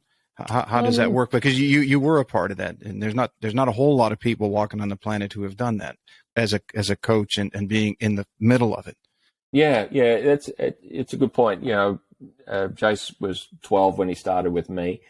So I've kind of seen pretty much every level, be it junior through to, elite amateur, and then from amateur to getting his card on the Corn Ferry Tour. Back then it was the Nationwide, and then getting onto the PGA Tour, and then finally getting a breakthrough win in 2010. And then, getting in the top 50 was a pretty cool milestone. And then obviously to number one in the world. It's interesting. and I say it with all honesty, I know it's a throwaway, and I know it's a cliche that a lot of people throw around, that it's a fine line between being on the PGA Tour and on the Korn Ferry Tour. It's a fine line between keeping your card and losing your card. It's a fine line between top 50 in the world and being, 51. And it's true. There are fine lines in all of that. And it's not about, you talked about it very early in the podcast about the windows of performance. And when you're let's just say you're a 20 marker, like anybody that's any good as a coach or as a teacher could make a promise to a 20 marker and say, I could get you to play off 10 in a year, and be very confident in that. And 99% of those instructors would start by improving their short game, shots inside 100 yards. And that's how you could guarantee it. Now, whether or not the student wants to pay for putting lessons and chipping lessons and bunker work and wedge work or not, I don't know. But you could make a comment like that, and you can make a pretty huge impact very, very quickly, because it's all just low-hanging fruit. But then as you start to get better and better and better, the gains become smaller and smaller and smaller. So, if you're looking at strokes gain, for example, you're looking at getting 0.025 of a gain, or you're looking at a half a stroke here or a quarter of a stroke there. So that's where the difference between number 1 in the world and let's just say number 25 in the world or 30 in the world might only be 0.25 or 0.5. And it's the coach's job to find that gain and then be able to give the information on how they're going to get that translated to function improvement, whatever it is, to get the maximum from it. And that's why information's power. That's why, being able to know what's going on to the point where you're not guessing, you're giving advice, and giving advice based on factual information as opposed to belief. It's like, if I had $1 for everyone that said exactly the same thing that they said to you, like have a student turn around and say, why do you always have to be right? It's, well, my job is to be right. Number one, and you don't want me to be wrong. Like, and that's the thing is, I used to always say, and I've said it not only to Jason, I've said it to a lot of other professionals as well, is that my job is to be right. And you should be happy that I'm trying to be that person. It's not a game. It's not a game of I'm right and you're wrong and 1-0. It's not about that. It's about saying with confidence, this is what you need to do, not let's try this or let's do this or, whatever.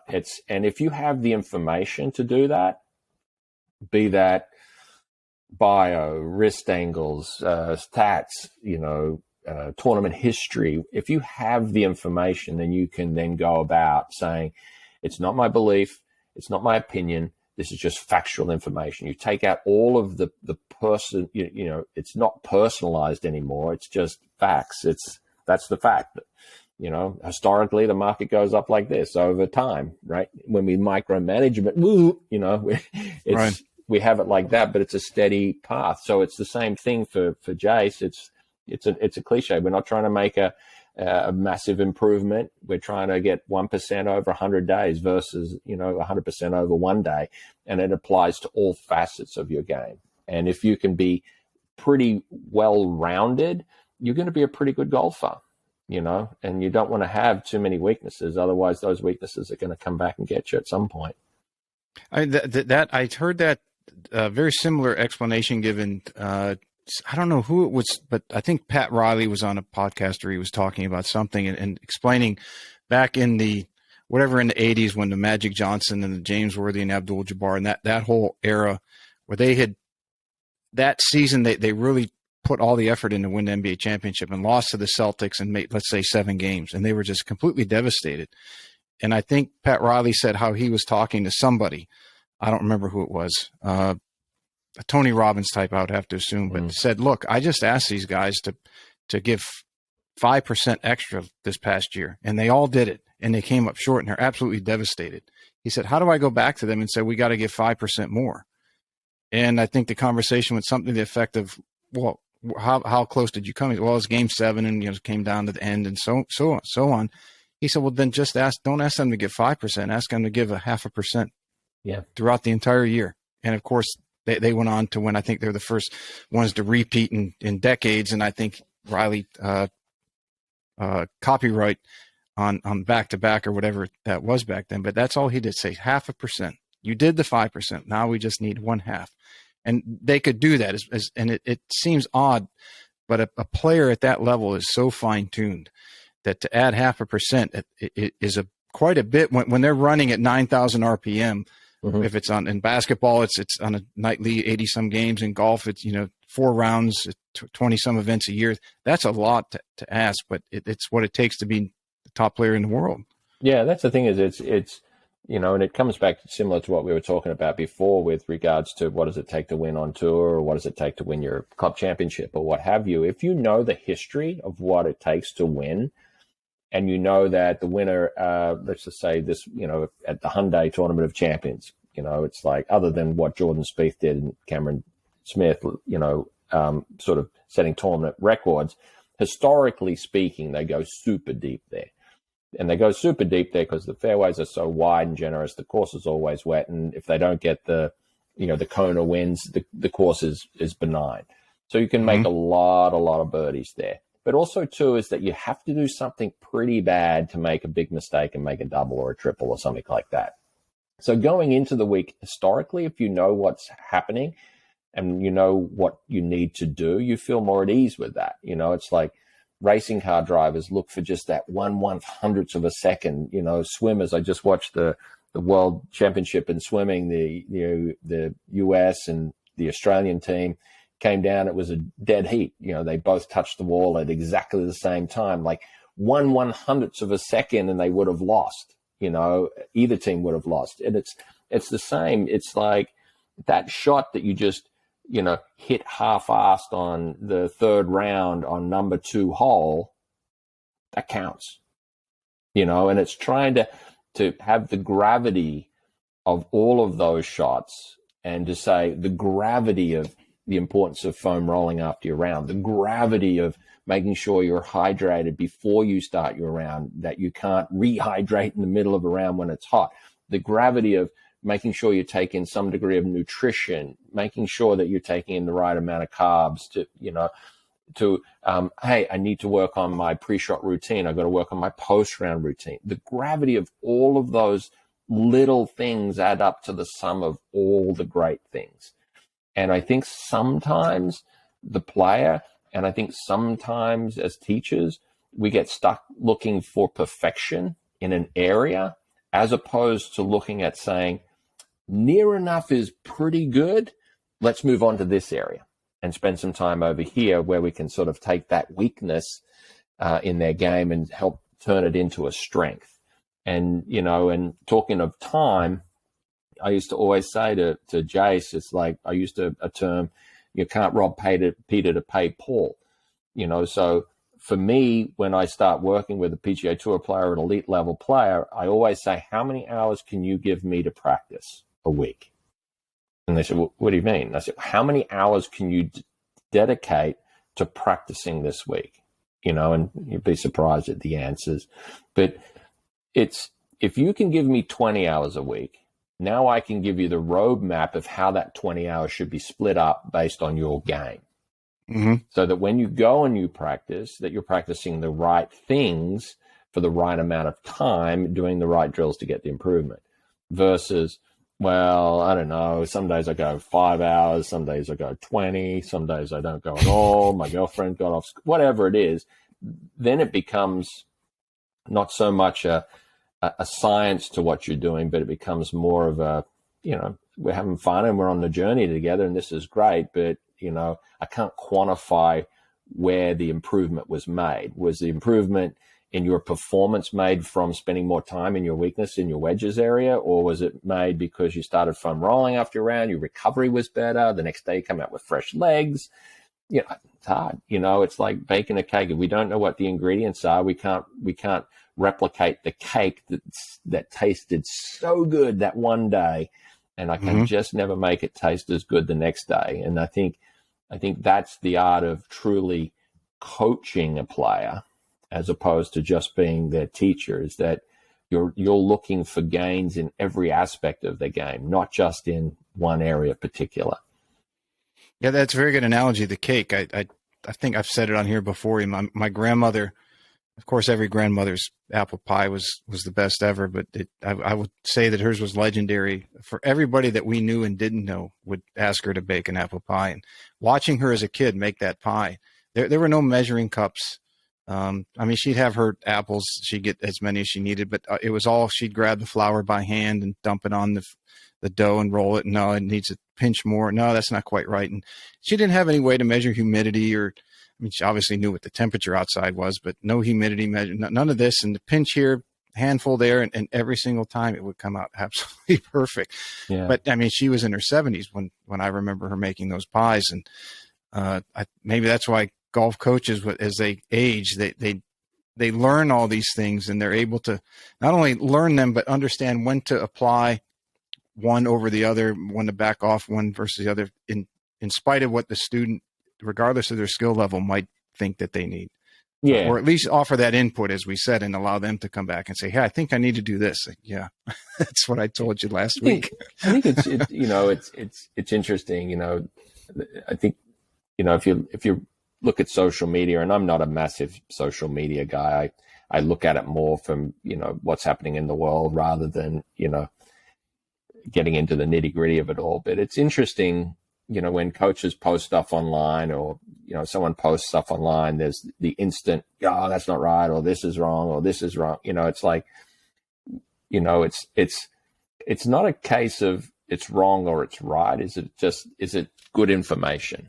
And be that applied across, whoever.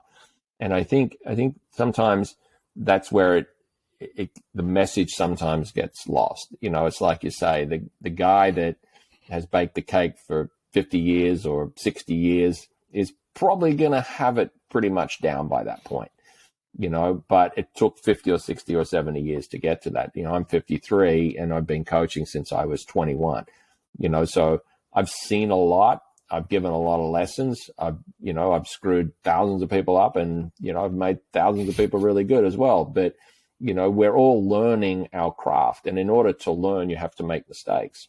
And that's the only way you have to do it. And whether someone's making a mistake today on Twitter, or someone's making a mistake, on the range or wherever, so what?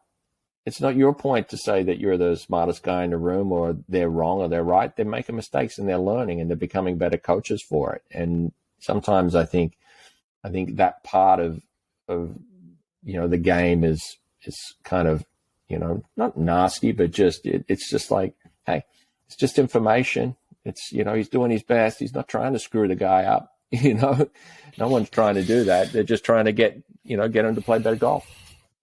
I think John Sinclair, when he did his talk at Coach Camp, when I met him, and I messaged him a couple of weeks ago. I said, John, it's been 3 years since you opened with that, and I've been thinking about it since. And here's my thoughts on that. And I emailed it to him. But his opening comment was that morning, he was the first speaker the first day. That morning he was having his coffee or breakfast. He was reading or watching on the news. As somebody in the scientific world had come up with some discovery that the industry had been working on for decades, and there was so much congratulations to this person from that community. And they said, we'll do our peer reviews and all these other things, but for now, that you've come up with a great discovery, and we're very happy for you. He said, if that was in the golf world, and the guy put it on social media, he'd have 100 posts on why it was wrong. Yeah. Yeah. And it's a shame that our industry is like that. I think there's I think social media has brought that out, but hopefully as people learn to utilize it and not think that they know everything in the world, that will change over time. Well, I could keep talking to you for hours, and I don't want to keep you. No. We'll wrap it. We'll wrap it up. That's fine. But you're right. It's one of those things that I think sometimes people want to put people down in order to make them look better. and it's been that way for centuries. People have done it for centuries, not just in golf, but in life in general. And it shouldn't be that way, but it is. And it's like, you don't have to do that. Like I said, the guy that was painting, the Mona Lisa, wouldn't have finished the Mona Lisa if he had Twitter, or he had a social media platform to tell him that, he's painting the nose too big, or, your ears look like an elephant, or whatever. It's like, great things come about from belief in what you're telling somebody, and then the trust and commitment that the person receiving that information has, whether that's in golf, in tennis, in life in general. It's what it is. If you're a parent and you honestly believe that you're giving your child the best possible advice, it's not bad parenting. Yeah, you're doing the best you can with giving what you have. You're doing the best you can do, and that's the thing is if you can say at the end of the day that you've crushed it and you've done the best job you physically can, then you've done the best job you physically can. You can't do any more than that. I think and most people are their own worst critic. They don't need somebody else to criticize them, especially and as you get to a higher level of success, you still do that. I think Sean Foley said that somebody at one of his seminars said, at a Q&A, tried to ridicule him. And he said, well, I'll tell you what, I'm harder on myself than you just were on me. So, if it makes you feel better, that's fine. But I will be twice as hard on myself for this. And I have not stopped looking for the answer since this happened. And I won't stop till I find it. So that was interesting to hear from another coach who's taught one of the best players or a couple of the best players in the world. Yeah. It's, you're doing what you can given the information you have. That's the thing is if, Max, the 2,000-year-old mouse was wise because he was 2,000 years old and he was alive for long enough to be able to figure it all out. And that's the thing is, some of these coaches are starting at, 25, 30, some are ex-players that are turning coaches. It's a wide variety. It's great. It's exciting. But at the end of the day, everyone does their best, and that's all you can ask for is if you give it your best shot. And, if you make a few mistakes, then I remember as a kid growing up, not to hold you up, but I remember as a kid growing up. We can keep going. I'll keep going if you want. We'll just roll. No, I got spaghetti bolognese tonight. Well, I'll just to tell you this story. I was a member at a golf club in Canberra in Australia called the Federal Golf Club. And it was a nice golf club. And there was another golf club down the road called Royal Canberra Golf Club. And the two clubs were rivals. We had great pennant matches together. A whole bunch of players from Royal Canberra have gone on to be golf professionals and play at a high level. A lot of players from Federal have gone on to be good players and work in the industry. But there was a really good coach and a good club fitter that worked at Royal Canberra Golf Club. And he had been there for, maybe 10 years. And he was kind of like the Yoda. Anyone that wanted a lesson went there and you had your lesson off him and you got fitted by him because he was good. One day he just woke up and he wrote a letter to all the members and said, your lessons are free because of the information that I've given you in the past hasn't been as good as it could have been. And I've come across some new information and I want to share it with you. And I was like, what? Like, as a coach, like what? And when you look at it, simply, like let's just say you went to a seminar and you learned something off John Sinclair, and John's a super smart guy. I've been around John for a long time, is you're going to apply it and you're going to try it. And if it's something that gives you success, then you're going to keep it in your little tool bag and you'll pull it out at some point along the line when you have a student that wants to do something. So it's interesting in that regard that, the more we do stuff and the more we learn, the more we can apply. But it was just interesting that this guy had obviously gone to a seminar, gone to a summit, done something where he'd learned something, maybe read a book that was inspirational, and then had the nerve to be able to write a letter and say, hey, the information I've been giving you isn't necessarily the greatest. He didn't say it was wrong. He just said it wasn't the greatest. And, I've got this new stuff that I think is really, really cool. And I tell you what, his lesson tee was full. So whether it was marketing genius or whether it was just some guy that had read something that had just suddenly resonated with him enough that he felt the need to share it with his clients, I thought was really, really cool. And it just goes to say, you know, we never stop learning. We never stop getting better. And, you know, if you're not falling over and tripping as a kid growing up, you're never going to figure out how to walk, you know. So we've got to make some mistakes along the way to be able to help make better choices and better decisions in the future. Yes, there's no doubt about that. Do you have time, a few minutes for emergency 9? We usually wrap up. All right, yeah, these. Let's do it. Yep. All right. If now the first one and the last one I give to everybody to try to keep some just to compare how everybody answers are. They're all fun, so we'll jump in. So obviously you're from Australia. If you were on the President's Cup team as a player, and they're going to play a song, your walk-up song to the first tee, what would you have them play? Oh, it'd have to be a little bit of AC/DC. I come from the land down under, without question. Little Akadaka. All right. I think I had Jeff Pellizzaro when I was on 18 Strong. I think AC/DC Back in Black was mine. Okay. Yeah, great band. The favorite thing that you've purchased for under $500 in the last year? You know what? I just bought 2 of them. I think that they were, I don't know, $20 or something like that. Little plastic plane, adjustable plane tool where you actually for the sticks. Yeah, but you actually put a club in it, and that's what holds this thing in that position. Works really, really well. I'm the king of the gadget. If I could find a gadget that's under $10 that's going to get the right result for my student, I will definitely get it and tell them to get it. And Lisa let you keep all those around the house, or does she make you put them all in the garage? I got so many gadgets. I don't have a bag big enough to put them all in. Trust me. Let's see. Who coaching? If there was a coaching Mount Rushmore, who would be your 4? Ooh. You know, you'd have to go with the guys that have probably earned their stripes. I'd be Jim McLean. It'd be Butch Harmon, David Ledbetter. God, who am I forgetting? Well, let's go generationally. I'd go McLean and Led, and I'd do Butch in there because they're the guys that really have been the trailblazers. And then, you know, I'd put someone like a Foley in there too, because Sean is super intelligent.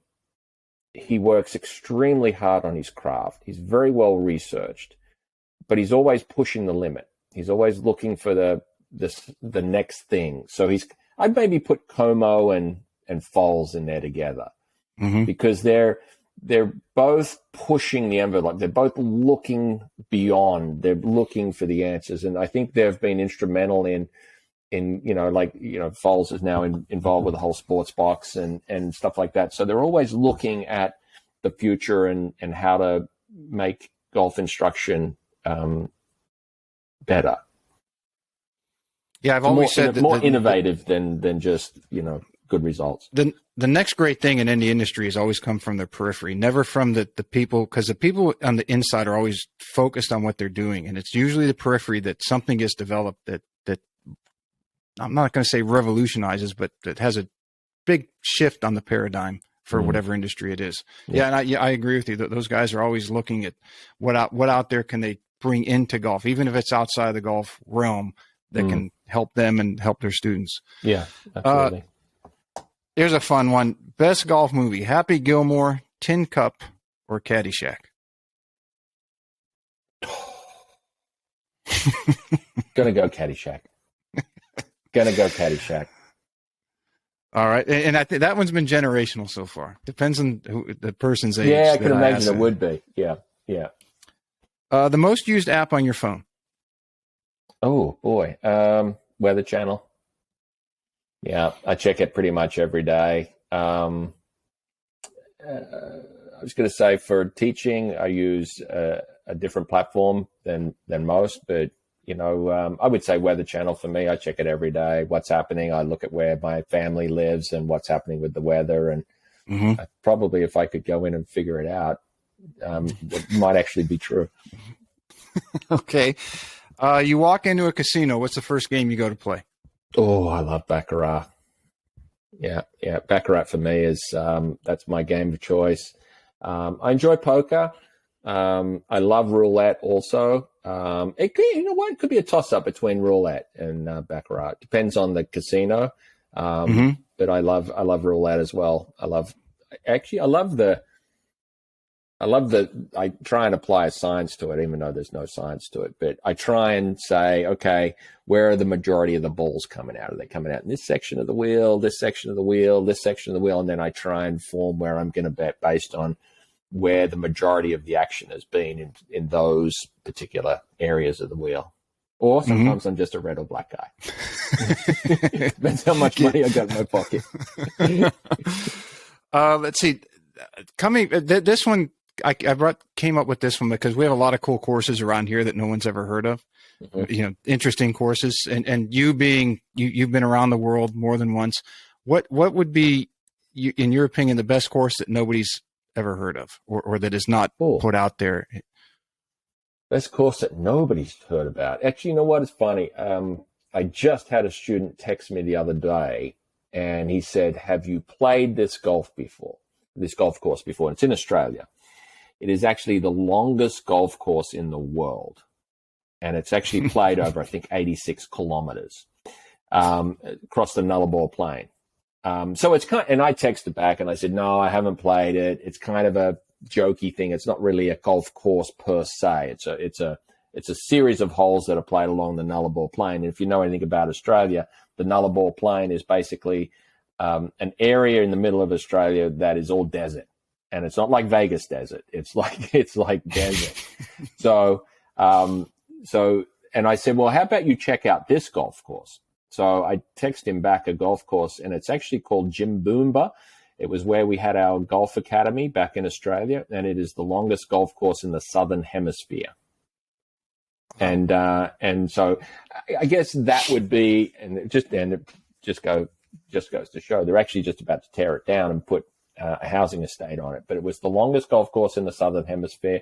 It was at our golf academy, and I think it was a really good golf course that was great for an academy because it was long, it was difficult to play, and it was challenging, but no one probably has heard of that.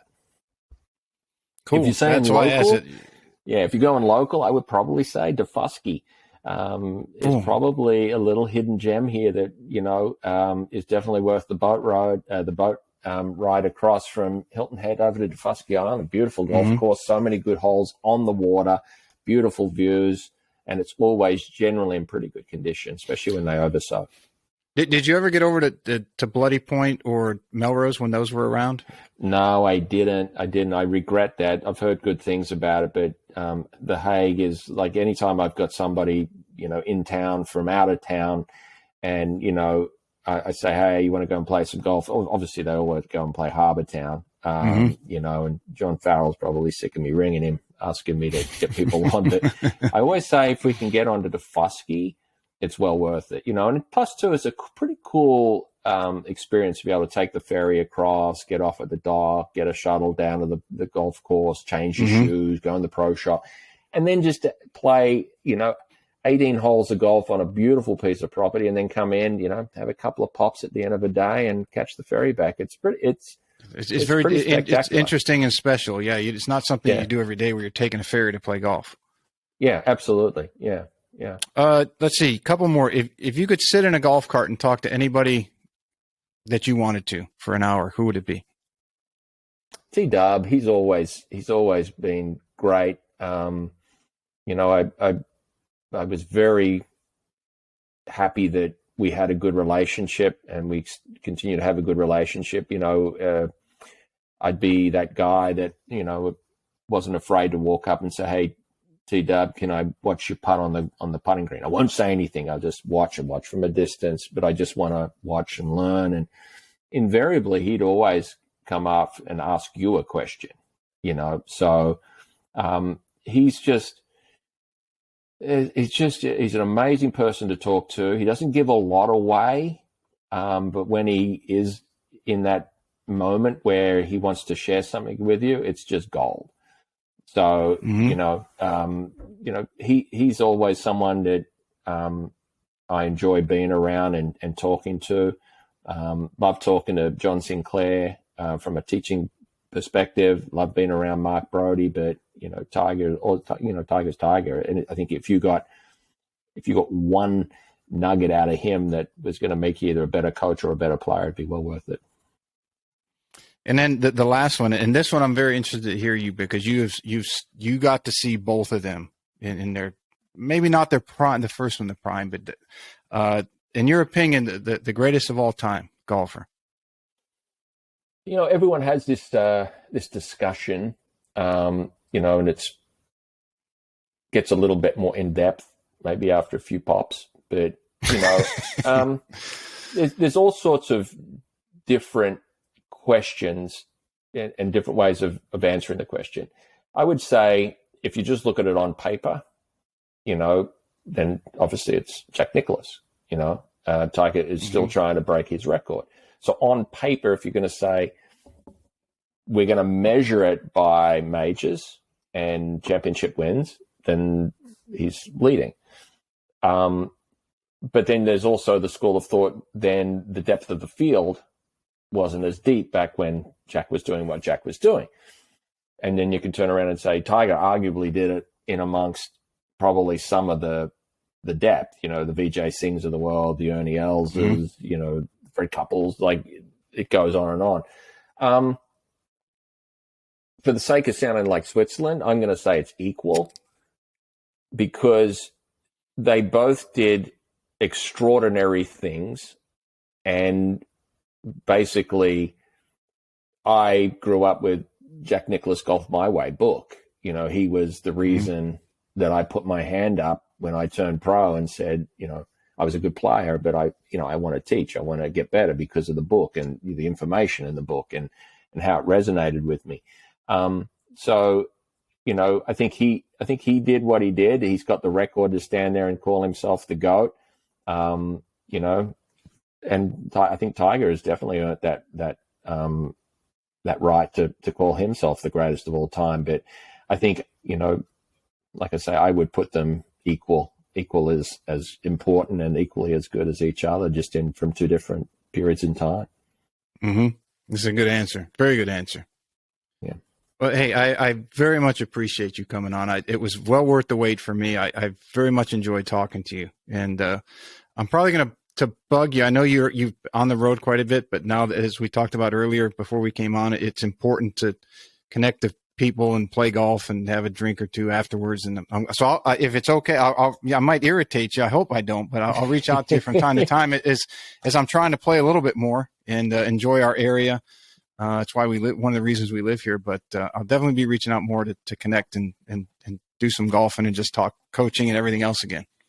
No, Pete, it's been a pleasure. I thank you for your time. I hope your listeners will take something out of this and help them apply it to their own game. You've got it, like I said in the early parts of the podcast. You've had some amazing people and some amazing professionals on your podcast. It's not all about golf, but which is good, and I like that. And you do a tremendous job as a host, and we live in each other's backyard, so our paths will definitely cross, and I would look forward to that.